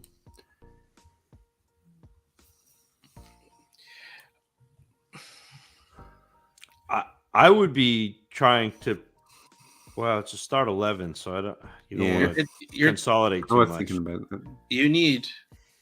I think you can do it at least one move to get what you got. Like, I don't want to say these words out loud. Well, you know what? Send Pitts for Kelsey plus. Send Watson for. Man, like I want to go say like Cousins plus. Like you can, like it's kind of what you need to do right now. Like you have some studs that are studs, but you also just like Najee, like picking. I know it's start 11, but don't overrate depth. I mean, you're not going to score 0 where you don't have a stud. You're going to get league average. It's fine. Yeah, but I think there's some consolidation you can do, but like I said, there's not too much.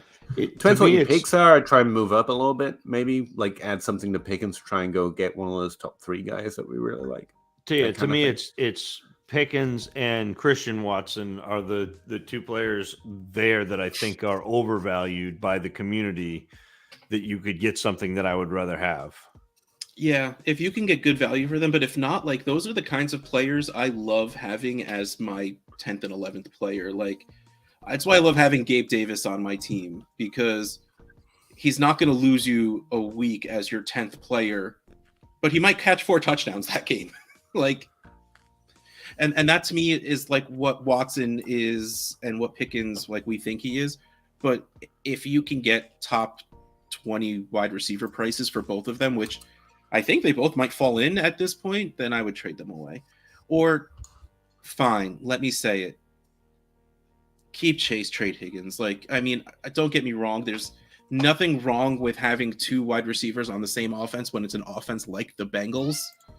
But again, like, I do think you don't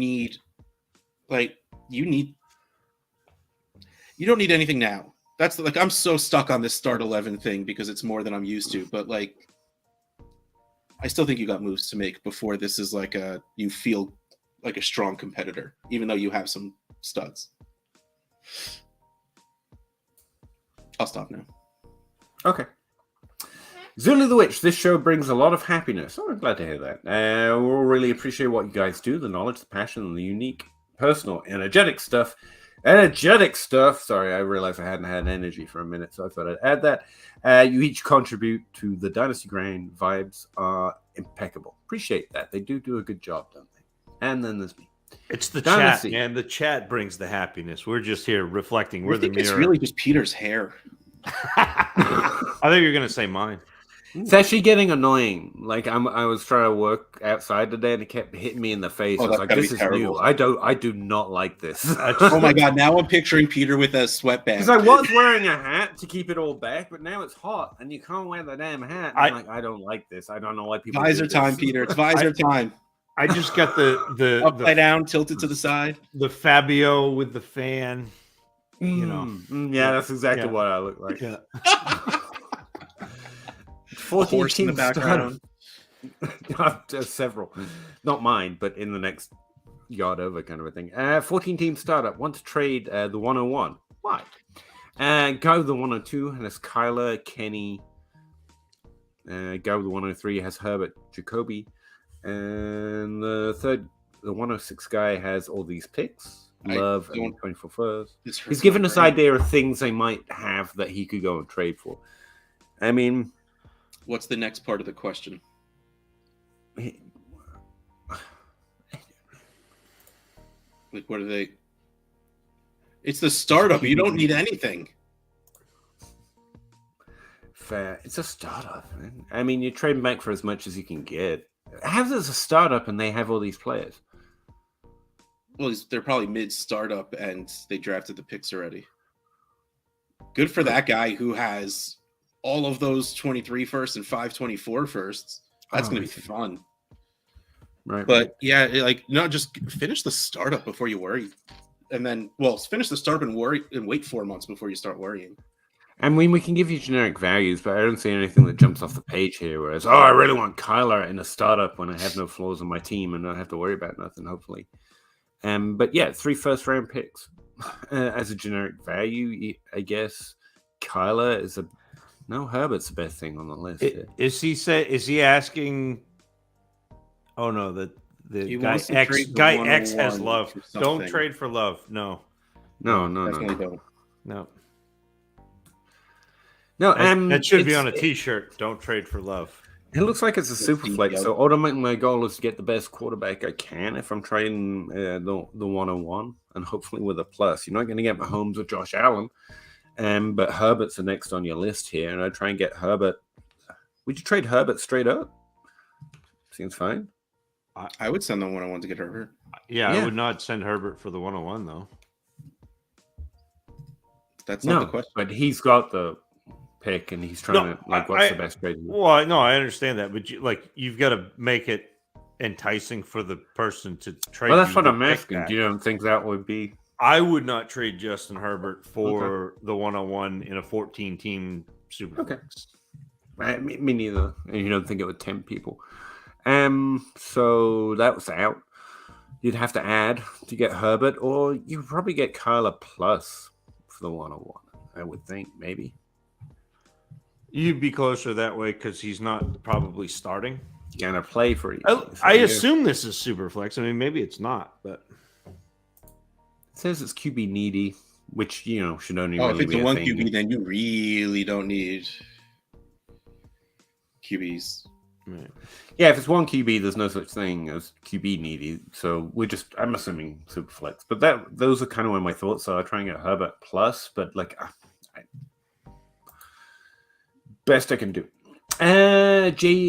EJD. 12 team, 2 QB, start 10. QBs, Lamar, Dak, Gardner. Okay, Lamar and Dak. They could be starters. Hopes and dreams. What are they worth? When's the best time to trade? Hunley and Minshew, if they start. Yeah. Then you try trading them for whatever you can get. Other than that, this feels like the thought process everyone goes to when they set their trade bait. Like, what would someone give me? Nothing right now. Like, something's going to happen. Zulu the Witch, loved hearing about your favorite players. I would also nominate Jalen Hurts a heart. Yeah. That man Hurts is a great one. Yeah, that's a good one. Through sheer heart and willpower, it's transcended. And I legitimately hear he's a very good person. That's why I like every undrafted free agent ever. There you go. Man's Pass, 24 first and a 24 third, or Daniel Jones, 12-team Superflex. I would trade that for Daniel Jones. If I'm trading Daniel Jones away, I'd want a little more. It's like that. That probably means it's the right price, right? Like Daniel Jones for a single first more than you buy for, but that's probably right. Like I have a lot of Daniel Jones on my teams, and it's probably because I paid prices like that. I think I prefer Daniel Jones in a Superflex in the single first. The third doesn't weigh here much for me, so it's just a first, and that seems low. Terry McLaurin or Jahan Dotson? Terry McLaurin. McLaurin. Yes, McLaurin. EJD, have the 102, the 108, and the 211. We'll probably draft Stroud. Don't plan it, seriously, because the draft and stuff. But actually, yeah, if you want Stroud, you're probably going to have to spend 102. Yeah. Well, yeah, you're not going to get him at the 108, so. Probably not. It's only the way also Diggs catches a lot of flack because people see him not as a team guy. Yeah, I hate those narratives too. Back to the community stepping in front. There are so many videos of him like just playing catch with kids in the stands and like that's cool. Going and talking to like maybe when he was younger he may have been a little douchey or something why he has that mentality, but like he seems like a good dude. There's also the video of them going around to all of the players on the Vikings and say, which player on the team would you least trust around your sister? And they're all like, Diggs. Well, I mean, that's a good-looking man. Like, that's not his fault. Oh, and I love the ESPN commercial he had where he's going out like in his bathrobe to like take his garbage cans and everyone says hi to him and his hands keep sticking to everything. First trade on my new orphan. Give Garrett Wilson and got Deontay. And Deontay. So give Garrett Wilson and Deontay. Get AJ Brown and the 204. I think it's AJ Brown. Yeah. AJ Brown, please. Yes. Yeah. Scampers says Scampers. Cat. Appreciate that. Been trying to trade Higgins, but can't get anyone to bite. Same with Pitts. Well, that's because he shouldn't be trying to trade Higgins Rashard Higgins, in which case it's because he's bad and not worth anything. Higgins is weird. He's top 12 Dynasty wide receiver, but no one seems to like say value him that way. And Pitts is just not the time. The very, very, very first article I wrote was about T. Higgins and why trading for him is always the right answer because he will never be considered top 12, even though he's there. Like he's literally ranked in the top 12, but if you start talking to people, they won't put him there because Jamar Chase is on his team. Pitts needs to pay $200 to get one of them red zone targets. I hear. And the minute he does that, it might be best. Yeah, like I firmly believe that offense will be not bad. I traded for him at the end of the season, so I actually have a Kyle Pitts share now. He became weirdly cheap enough, but I don't think I'll get a trade on him anytime soon. I'm gonna wait until the season probably. Yeah, you'll have to. I mean, you'll have to wait till he starts producing, and then you have to figure out if you want to trade him or not, because that's maybe you won't. That's the thing with Pitts is like the reason why he has been so valuable is because people expect him to be a top 3 scoring tight end for the next 10 years. And so it's a good tight end rookie class. I'm just saying, maybe go that way too. Yeah. Higgins and Pitts are both good. Yeah, I think Holland is the way to do. Headband Peter for the win. That's an idea, but I do already get beat up a lot. So I know. I live in Kentucky. I just call you Scampers from then. The hair enough is enough to get. No, it bothers me. Mr. Scampers, and good evening, gentlemen. To you too, Mr. Scampers. Nice to see you. Dynasty says, yes, it's Superflex. Right, the 14-team startup. Yes, yeah. We assumed. I traded Mike White for 224 first. Lateral move, but I like it. There's a baseline for Minshew last month. Yep. 10-team Superflex PPR, 2 running, and that's format. He's looking for tips on in general on this team. He's got Lamar Jackson in a Superflex. That's pretty good. Burrow, Tanny, Purdy. Anyone that you see on this team, Dameon Pierce, like we were just saying, we're hella eager to trade away if we can get anything like a high second, late first, anything like that. I'll take it. I think Tannehill's just a hold for now. I think Madison's definitely a hold for now. CP, who's CP? Cordero Patterson. Oh, yeah. You'll never trade him even when he's scoring points. Yeah, honestly, Hunt's interesting, but he's just hope he scores points as well. Ignoring players for a second, the 107 and those 2 seconds, you think that gets you up to the 105? Probably not, but maybe. I think that's a move, though. I think you've got to try and add 2 things together and improve your first round pick. Not even looking at players yet. In a 10-team Superflex, the 107 just ain't it. Right. But you have a lot of really good players on your team. Cook, is there a chance anyone's interested in James Cook and he can add him to the 107 and move up? Is it James or Dalvin? Ooh, I assumed it was Dalvin because Madison was there. Dalvin and Madison. Yeah, but how about Damian on the 107? Could that move you into the top 5? That'd be awesome. Well, that was. Yeah. You have a lot of moves you can do, and a lot of it involves moving a lot of. I hate having to start 2 running backs. A lot of it to me I'm still going to say maybe hold on to James Conner because you won't get anything for him and he'll score points. But everyone else, start pairing players up with some of those picks and upgrading. You have a lot of very good players, but you also have what it takes to get better players. And I think that you trade Cook and Madison as a pair. Yeah. I don't like owning backfields. I was never. But you're not most there are a lot of people where that will be. But I was going to say it would make it more. That's the right idea. But the idea, I never liked the idea of that.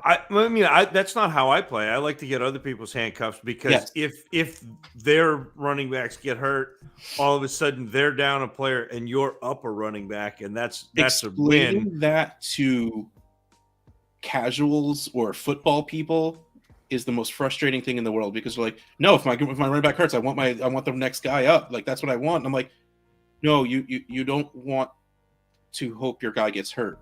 Right. You spend most of the time hoping your guy doesn't.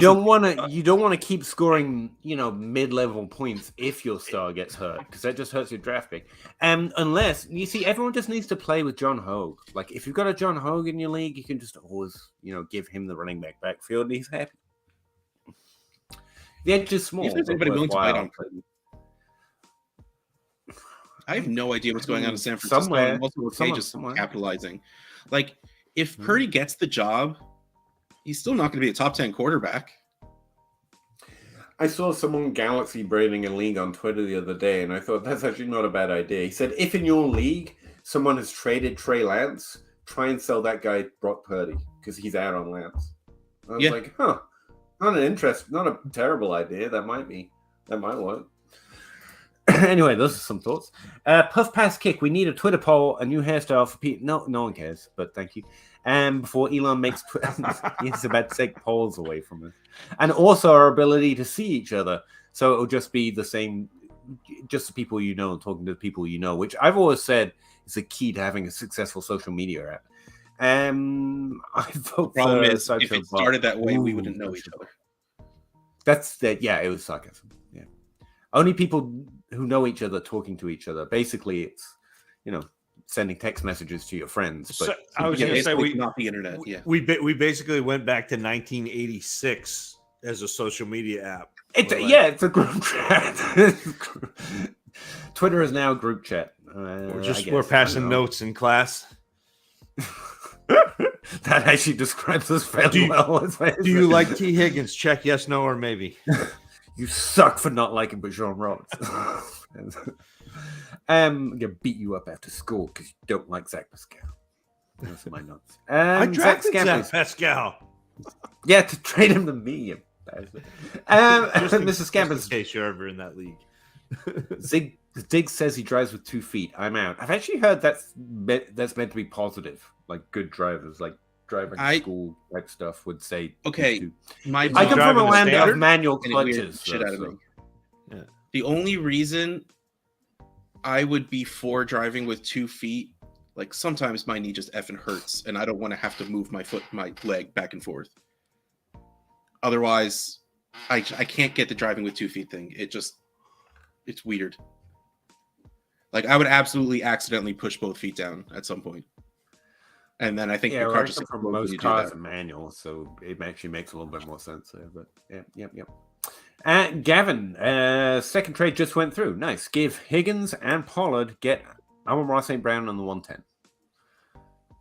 Higgins and AS, that's kind of the same thing. I'd probably rather the 110. Push. I'd probably rather the 110, but I get it. It's probably it's kind of a push. I think I'd probably rather have Pollard than the 110. Okay. I mean, it's close, but I'm think so take locked on Pollard at this point that I don't know what to do with it. It's kind of even, probably in the Higgins side. What don't you like about Pollard? I just don't believe he is what we start declining values on running backs. Yet we want to boost him to the top. Yeah, that running back who's been in the wings. He's a 25-year-old running back who hasn't done anything the first 3 years of his career. Now he's got the chance. He's now getting his second contract and coming off of a broken leg in the playoffs.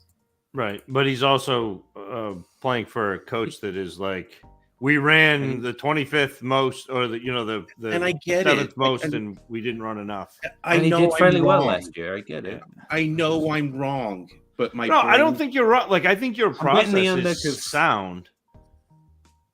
But I also think like the 110 is what?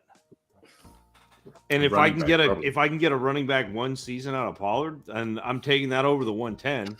And that is again the absolute right answer.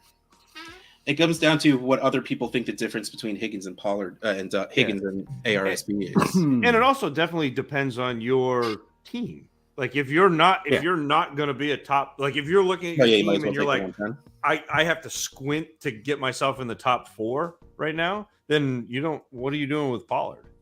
Yeah. So Pittman or Moore? DJ Moore, I assume. I don't know. They're so next to each other no matter what they do. I think I'd take Pittman. I think I would too. But I think I'd add something to either one and get someone higher. But yes. I mean, this is one of those where like you hate the 1-for-1 like that. Same position trait. Yes. Yeah, someone's gonna lose. I guess ranking them. I mean, they're close. Like they're like Pittman. Same tier. Yeah. Gavin, rank them: Waller, Meyer, Ingram, and Njoku. I would go Waller, Ingram. Mike, is that the rookie there? Yes, that's a rookie. Oh, I'd probably take him. Yeah, put the rookie first, then Waller, Ingram. Then Waller, Ingram, Njoku. Yeah.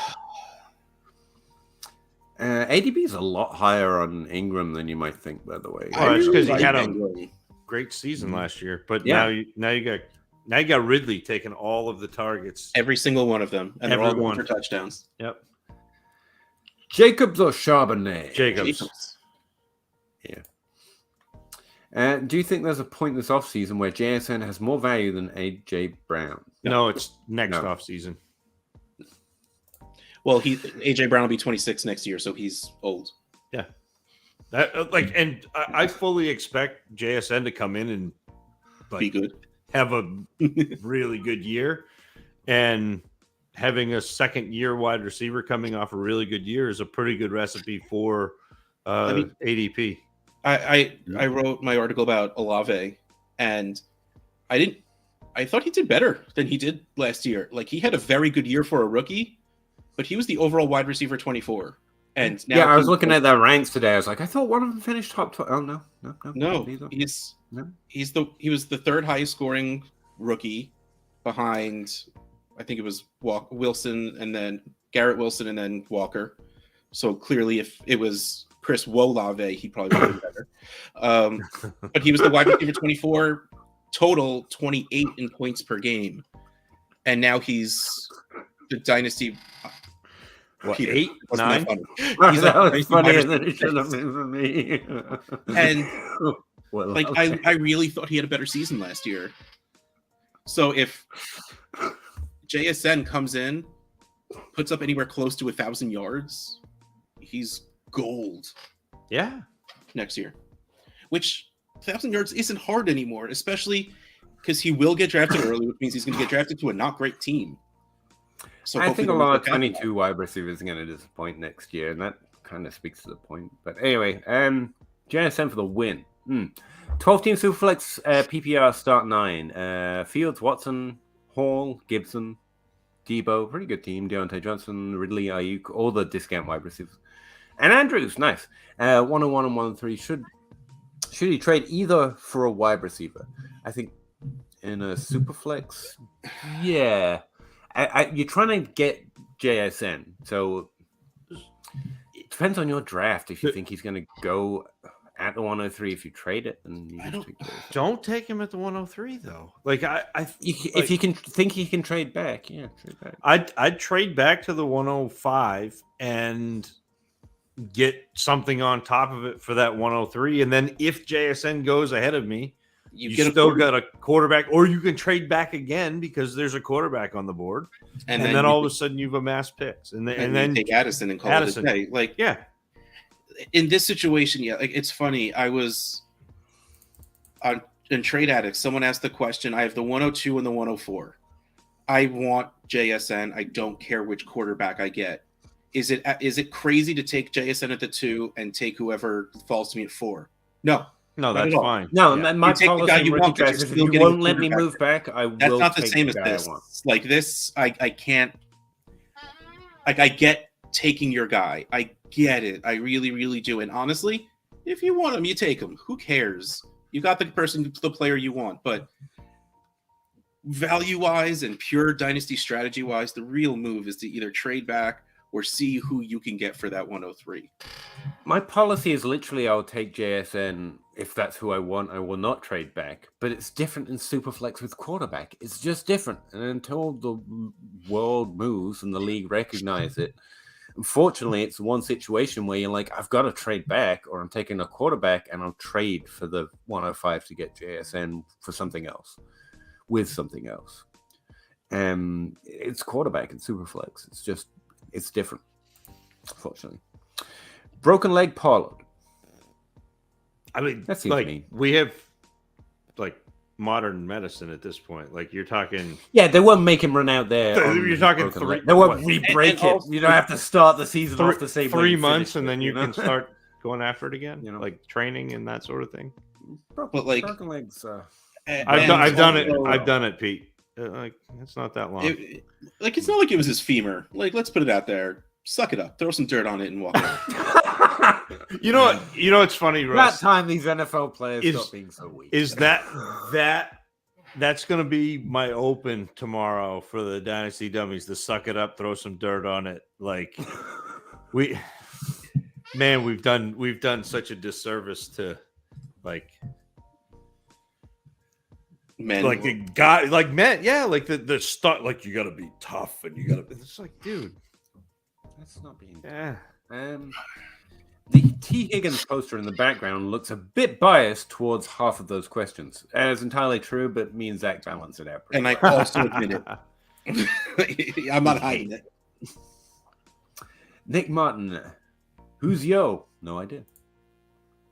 Do you have any preferred vets to buy now as a contender? Well, like I said, Bateman and Juju. I don't know if they count as vets, but we're pretty interested. Jerry Jeudy was an interesting name we talked about. Cooper Kupp, if they're not treating him like he is Cooper as valuable as he should be. Michael Thomas can jump for like a third in some leagues. George Kittle, great name. Yeah. If you want to talk, like, I'll take Miles Sanders if we're talking like cheap running back infusions to your team. Keenan Allen is always the answer. Oh, have you seen has neither here nor there to this question, but have you seen the big rumor today out of New England? Debo Samuel. That the Patriots are really leaning toward Bijan. Oh, really? Am I frozen? You look good. I would think I was frozen for a second because Zach, and then you weren't moving. See, and you're all stuck again. Aaron Jones and Debo Samuel hit my list as vets, to be fair. But Patriots are going to draft Bijan Robinson. Was that you breaking the news? No, that was the big like rumor today is that they're looking to draft another running back, and that Bijan Robinson is in play at 14. Which you said that like 3 weeks ago. I did, and I was shot down heartily in the chat. And now it's like PFF and The Athletic and everybody. It's everywhere. They're going to take Zach Charbonnet at the end of the first, you know. Lance Zierlein even had a mock draft where they took him at 14. So, locked in. No. Pollard or Charbonnet? I don't know why I like saying that. Pollard. Zach Charbonnet said, Mr. Scampers, is Jerry Jeudy a buy right now? For what? But yes, we think so. We think it is. He's still young. He looks like an interesting buy. Like he must have joined the league at 14 years old. He did. I don't think wide receiver 22. I think it is because, like I say, when you look at the trades, I think he's going for around that Juju Bateman value, and that's significant upside at that value. So the only way he's not a buy is if you think that Russell Wilson is completely done. Yeah, because think last year was as bad as it gets, and I think it should be better. Sorry, I'm used to talking. I'm hushing. Hollywood or Christian Watson? Hollywood! Yeah, Christian Watson's worth more, but I'd rather have Hollywood. Yeah. Same position trades suck, though. Tits.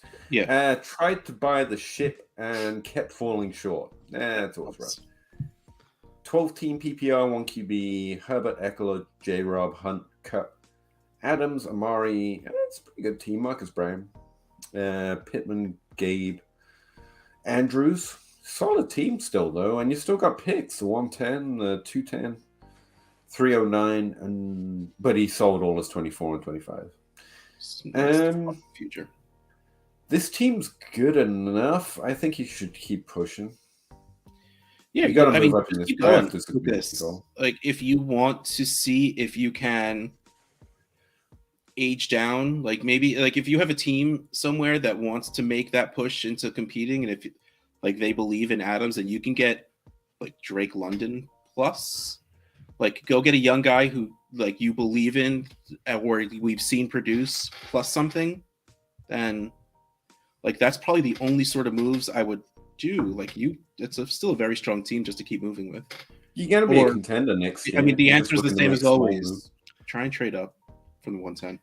Having said that, I would actively shop Adams. He's still ranked in the top 12 in Dynasty, and whether they know it or not, people will become increasingly more skittish about trading at that value from here on, forever. So Adams is a maybe, but I don't tend to sell age. I tend to shop for points, but and try to move up in this draft. But yeah, I still think you're still a contender.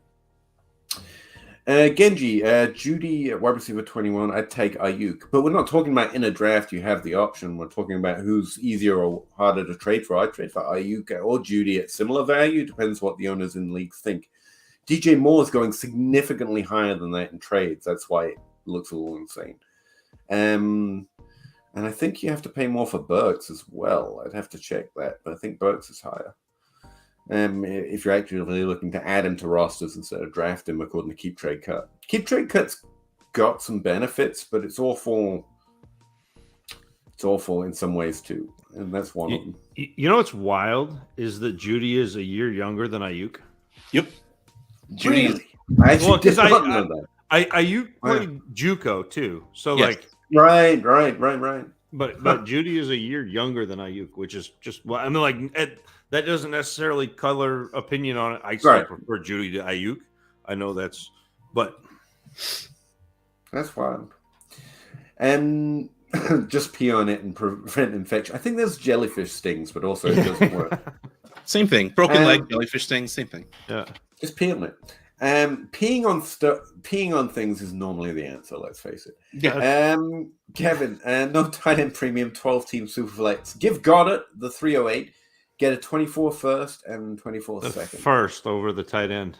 I would still take Goddard. No, it's non-premium. It's no. Like, I still think he's one of those players I would rather have.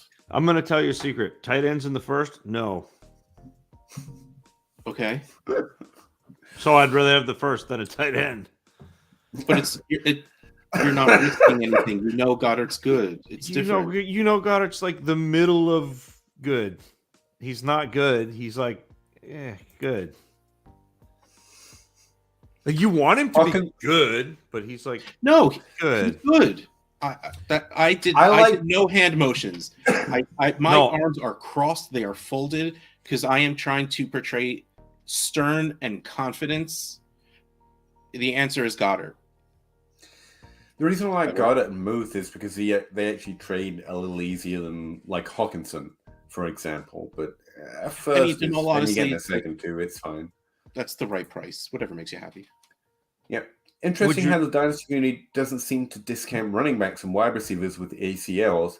Most never approach pre-injury numbers. There's been a lot done on this, and I feel like that's wrong. Players recover from ACLs pretty effectively at this point. It's the 1 year. It's like 1 year after is the the problem. Yeah, that's the real problem. Like you want it now, like the second they get on the field, but it's right. They can play, sure, but they're not back physically or mentally to 100% for a while. Yeah. Pretty difficult to deal with. Favorite rookie tight end, not named Meyer. The second best analytics profile of any wide receiver in this class, says Scott Barrett. Yes, I double checked. No, I'm not engagement farming. Speaking of his analytics profile, I've been arguing on that thread all day. He's a historically great prospect, worthy of a mid-round 1 pick. Never heard of him. And then Travis May says, "Yep, Marvin Mims has been verified as quote very, very good unquote since mid-high school. He's just one of those players that's been good for so long. People got bored and started dropping him down their ranks." Never heard of him. Bored. I feel like people didn't talk about him much. You mentioned him, obviously. You've never heard of Travis May? No. It's weird because I just broke him down and did a video on him, and then I saw Scott's tweet. Get into it. Look for my comment. Like they're all agreeing with me. DJ Chark is almost a one-to-one. Oh, I have no interest in scrolling. But they want to say Tyler Lockett because they want to exaggerate what they expect to be the ceiling. But I mean, he looks really good at a certain thing. But he's not. But he's not the type. He's not necessarily the type of player that I gravitate towards. That's where fantasy, because I don't think he's gonna. I don't think he's gonna drive the volume. I think he's really good. Like the fun of this is they never said the word fantasy in any of that. Right. Yeah. No. They're literally talking like. Don't forget who usually gets drafted first: John Ross, Henry Ruggs. Yeah. Like those are the kind of guys that usually get drafted first. He did burn at the combine. He was a 4.38 guy, a 4.36 guy. He was fast. Yeah. Well, he was the one that I said that was gonna out Hyatt Jalen Hyatt. Like that's literally and he did definitely better than Hyatt. Oh, great! Now Andrew's ears rang, and he's gonna show up. I miss Andrew tonight. Ringing the dinner bell. It just occurred to me that he wasn't even here. Wait, favorite rookie tight end not named Mayer? Kincaid. Sam Laporta's interesting as well. I actually have him ranked higher because Kincaid didn't run a 40. I'm going to need the draft to believe in it, but I really like Kincaid. Okay. Darnell Washington, but yeah, good one. Big caveat is he's such a good blocker that it may never work. Yeah. But he is amazing when they throw him the ball. The idea of you said that on the alone- Hootenanny, and I laughed, but I totally understand. It's like, that guy's so good at this, like, he's probably not going to do this. I'm you're like, sitting yeah, there, I can see that. You're going, looks, when he goes out for a pass, you're like, that's Gronkowski. And then he blocks, and you're like, that's a offensive tackle. That's a But like, the problem is, like, I picture him because he literally has the largest wingspan of any tight end ever. Yeah. Like, I picture a man running with his hands dragging on the floor behind him, like going and making like a cartoon, like his arms stretched. He would be, but he's really tall as well, you see. So a cornerback is like climbing up his arms to try and like that's literally what I picture when I think of Darnell Washington. Well, that's like every time somebody talks about like trying to tackle him, I just drop the gif of the Mickey Mouse Brave Little Tailor, where he's like the giant and he's wrapping the giant's legs up, and eventually he falls down, and the entire like that's what it's like to try to tackle Darnell Washington. No, if they put cornerbacks on him, they are going to have to climb him like a tree. Yeah, that's going to be. You're going to have to double team him, but with one corner sitting on the other corner's shoulders. Yeah, they're going to have to put the most athletic linebacker they can find, basically. But he's kind of Anthony Richardson. It's like I didn't see him catch the ball a lot in college. He didn't do it a lot, so I can't really. Yeah, he only had like 23. But catches. if he can do it, wow, the ceiling is, that's where we're at with. But they're all like, because obviously, like Brock Bowers was on that team, and Brock Bowers, for my money, is. Well, you can see Genji says that no tight ends in the first except for Pitts and Bowers, and Pitts was only in the first because everybody was already drafting Pitts in the first, so you might as well take him and then trade him and get that value. But Bowers is like, you watch Bowers and it's just like, man, he's it. Like, you are him. But then again, you watch Darnell Washington, who's in that same offense, and when he's not blocking, he'll run like just he's got the ball. He'd be down the seam and he'll catch it and just kind of swat guys away from him. He'll run a route like down the sideline and be like 20 yards downfield and turn and back shoulder and then continue running. And you're like, there's no way a man that is 6'7", 250 pounds should be able to do that. But he does. The few clips I've seen of him look like it should be illegal. It looks like they let him on the field with high schoolers. He had the third best 3-cone at the combine, period, regardless of position. Yes. Yeah. So there's that. Wild. Yeah. Yeah. I agree. Tight ends in the first, unless it's Pitts and Bowers. As you said, laughing emojis abound. Gavin, are you all fading 49er pass catchers with their question mark? No. I try to buy. I try to focus players and what I think is their ability and what they've proven, what they'll continue to do. For example, Deebo Samuel looks like kind of a value to me right now. If you were fading pass catchers with questionable quarterback situations, you're going to have to fade like 9 teams. That's very conservative number of you. Yeah. Good receivers. No, 19. Sorry. You fixed it. Thank you. Yeah. Elijah Moore or Tyler Algier? Algier. I'll take Moore just to make it contentious, but our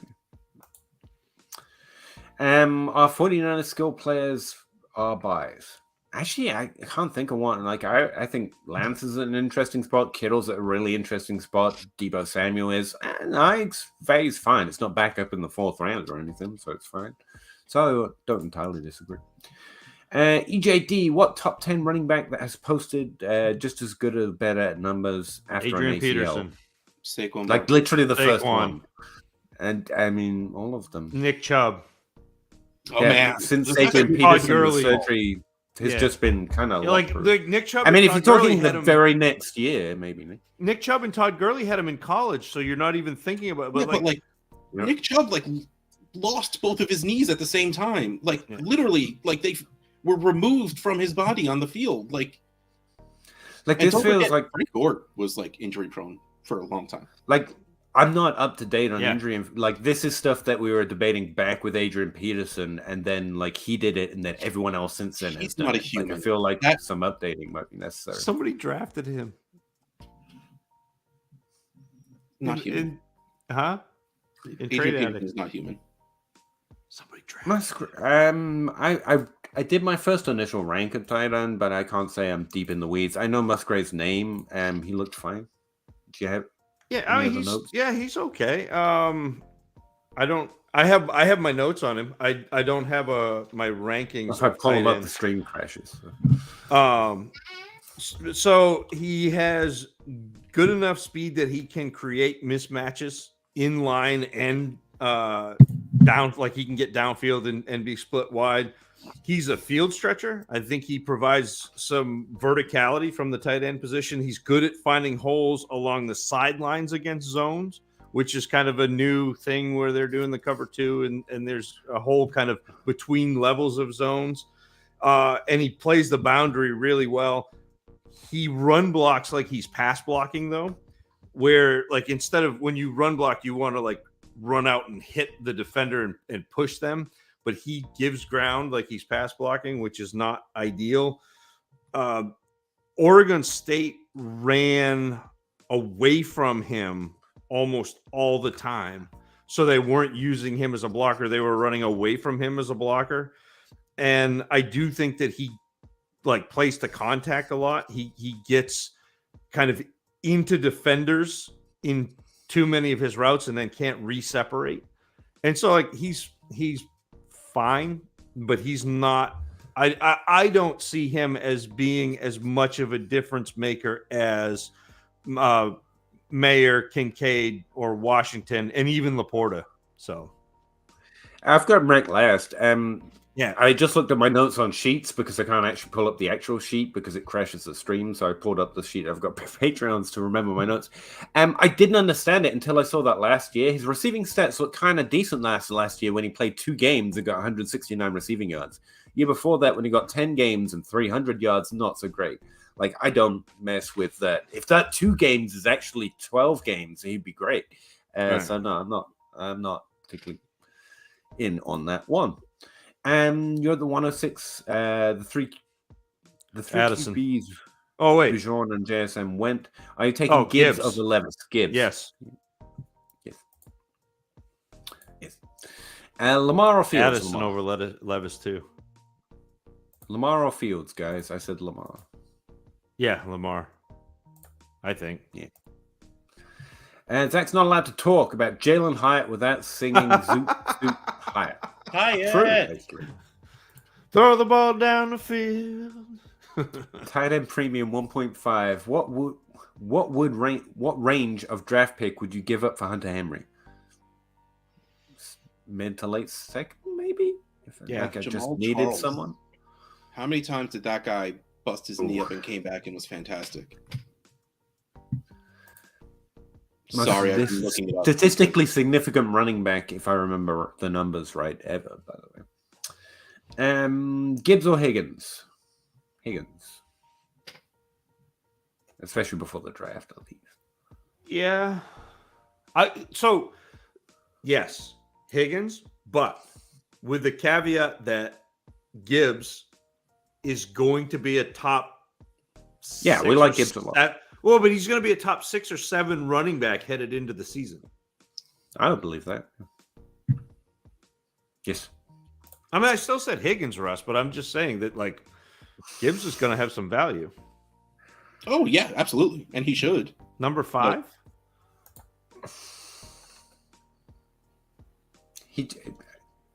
Oh, this isn't me. Justin Johnson, how would you feel about drafting Condre Miller and Izzy? I'm not really in on Miller, but I probably should be. At the 112-201, that's the not bad. 112-201, it's fine. He's a top 12 Dynasty ADP running back in the rookie class so far. He's a runner. He's a good runner. If you don't have any other picks in the draft, it depends who's on the board is ultimately the answer. It's like trade for what? If Addison's fallen there, like I'm taking Addison. I have him ranked at a certain spot, and I would take the players that are above him. I don't know what to tell you. But yeah, where he's currently valued at the end of the first round, I think that's a fine pick. But if Charbonnet's there, if Tank's there, I'm going that way. So there is an interesting player, and Peter, I haven't heard you talk about him, and I hadn't talked about him. I hadn't watched him until this week, and we're going to talk about him tomorrow on the Dynasty Dummies. But Eric Gray out of Oklahoma, like I was not expecting his film to pop like it did. I wasn't, and he is going to be a player that I will end up with probably more shares than I should in the early second and beyond. So, hello, DLF. Zach, hide. Just hide behind the camera for a second. Hey, DLF. Only us DLF content creators hit. No, hey. I assume that's Addison actually. So probably yeah. Would be good anyway. The Ravens are meeting with. Well, that's what you're shooting for, though. Is you're shooting for those running backs that have upside. And there are.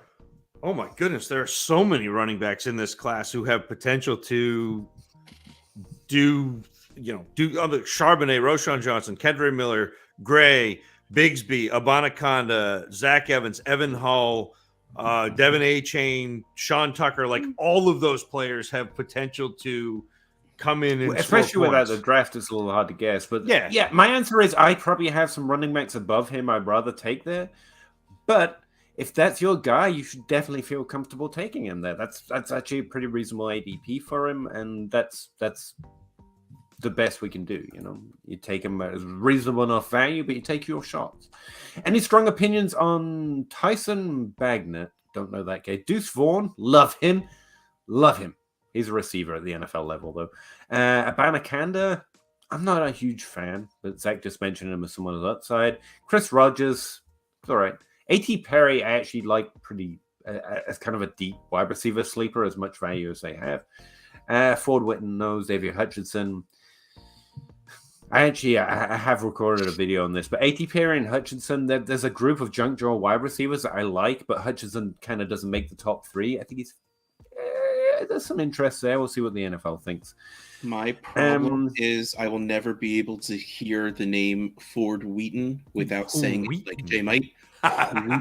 Wheaton. Yes. My problem with Zach Kuntz is that I ended up listening to the Hootenanny before I looked at it. His production in that 1 year is pretty good after he traded down to a lower conference to get out from under the situation he was in. But that was my first impression, so I hate him. And so I find stats that prove that. His QB targeted rate is ass. I think he's bad. But actually, those 1 year stats are actually productive as a receiver. But I'm not buying it. I listened to the Hootenanny first. That's where I'm at. Yeah, he's a move tight end. He's fine. Yeah, but whatever. I did like A.T. Perry. Blake, go. A.T. Perry's interesting. I hate that. I don't like plugging myself, but I'll plug J. Mike and Matt Foreman. Go find the Dynasty Dummies podcast on. We're even on Spotify now. We Spotify. We're braving that. We're braving. You're gonna get sued. I hope so. It's fair use, baby. Talk to my lawyer, who is so much work, just off screen. But yeah. So go find the Dynasty Dummies podcast. Tell him to go back to bed. And we do the Dynasty Dummies Hootenanny. We've done I think 6 or 7 shows so far. We got another one tomorrow night, and then another catch-all next Thursday. And we will have been through something like 68 players. So yeah, I've recorded it. I've got to edit it and upload it. But there's a solid, there's 8 wide receivers who are interesting in this class, to be honest, outside of the main group, like top of the fold, some level of expectation of draft capital. My top three are A.T. Perry, Jaden Reed, who, late round QB told everyone about, and then the guy I like more than everyone. So I'm going to get that one up soon. So A.T. Perry is interesting. Those are all the players here that I have thoughts on. Deuce is just tiny, and I love that because people underrate it, but he's got significant receiving chops and actually just production in general in college. So he might be a receiving running back in the NFL. Donnell Pumphrey. Don't know. Yeah, that's the point. Cool. Best movie villain. Hannibal Lecter. Clearly, the real answers are like Hannibal Lecter, Darth Vader, but Ledger Joker, pretty good. Just go watch Leon the Professional. Yeah, and watch Gary Oldman. Gary Oldman is great in like everything, literally everything. Literally everything. Like, yeah, he's just so. I like Dustin Hoffman as Hook. He was pretty good at that. I want me, mine, now. Yeah, let's take him with that one. Aside from Bajan and Gibbs, it feels like every single running back is relevant on day 2. Yes, that's where we're at. If they get day 2 draft capital, they're probably going to be. But it's not. Like, there's so many of them that. Yeah. Okay. It's Someone not gets drafted in the 5th, but if it goes to a good spot, I don't think I care. This is a different class than a lot of classes because there are so many actually decent running backs in this class that have 3-down upside, that have the ability to be a pass catcher. Like there are a lot of good running backs. Chris Rogers is funny to me. I just remembered my kids are on spring break and I don't have to wake up to wake them up, so I get to sleep later. Sorry, the silent H is just reminding me of Wolave. I'm never not going to think about that ever again. James Tucker. Wolave. It's Wolave, therefore he's high ranked. And James Tucker in a single QB league rookie draft. What round do you predict QBs will start going in? You might get one at the end of the first if it's Richardson and he goes in the top 5. People take that swing. I think you'll see people not wanting to make decisions and just start taking quarterbacks. Yeah, when it gets into that, just take the solid positions. That's why tight ends end up going there sometimes. I don't think it's the right answer, but I think that's what we'll see. It should be like 204, something like that. Yes. But I agree. Will Travis Dye be drafted? Shrug.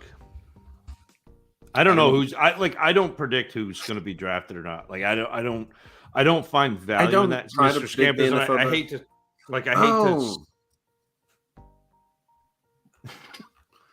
Oregon running back, Pac-12, somewhere probably. Yeah, I don't predict the NFL draft either. Who knows? We just deal with, we get to wait and then they tell us and then we can use that. That's an awesome thing. Blake, this is my first time listening, watching you guys. Well, thank you, Blake. I really appreciate the knowledge. I'll check out Dynasty Dummies too. Definitely do. And Russ does the Trade Addicts podcast. Definitely worth a listen to. He also does Dynasty Wall Street, which is a really good trade show from the DTC network with John, another of our favorite people, and some other guy who we don't like to talk about. So I checked those out too. Mr. Scampers, Sir Ben Kingsley, Morgan Freeman, and Lucky Number 11 are a good couple. That movie is really good and got no love. I loved silly Josh Hartnett when he came out. He did the serious thing, but then he went and did Lucky Number 11 and 40 Days and 40 Nights or whatever it was called, where he gave up sex for Lent or something like that. Yeah. He was funny, and I got sad when he went away. What franchise has the best villains? Toy Story. Strong take. Sid. And I was thinking about this the other day because I forget. I watch things and I forget that particular medium. Watching TV shows and movies, they do not lock into my head the same way books or NFL stats do, I guess. And I got reminded one the other day, which is Bart from the Dirk Gently's Holistic Detective Agency. They made into a TV show with Elijah Wood, and they invented a character called Bart. She was awesome. And I forgot until I saw a clip the other day, and that's actually one of my favorite characters. And I Oh yeah, but also she's not really a villain though, so I didn't get to say it. But speaking of Umbridge, Yeah. What? Valid. Yeah. You Dolores do Umbridge? love to hate her. That's fuck true. that bitch. But I think a good villain is actually someone you kind of like. Good villains make good movies because you like them. Like Yes, Hades best from the villains Disney are animated relatable. movie of Hercules. Really good. Underrated. No? What did you say? Hades from the Hercules Disney animated Oh. movie. Okay, don't get me wrong. James Wood he's a terrible human being, but yeah, that was It perfect. was well voiced. Yeah. It was so good. Yeah, he was so good there. Stephen, I take offense to that, obviously. Stinky Pete, you really are Stinky Pete. Well, he really was, to be fair. Are we there? Look over yes. there.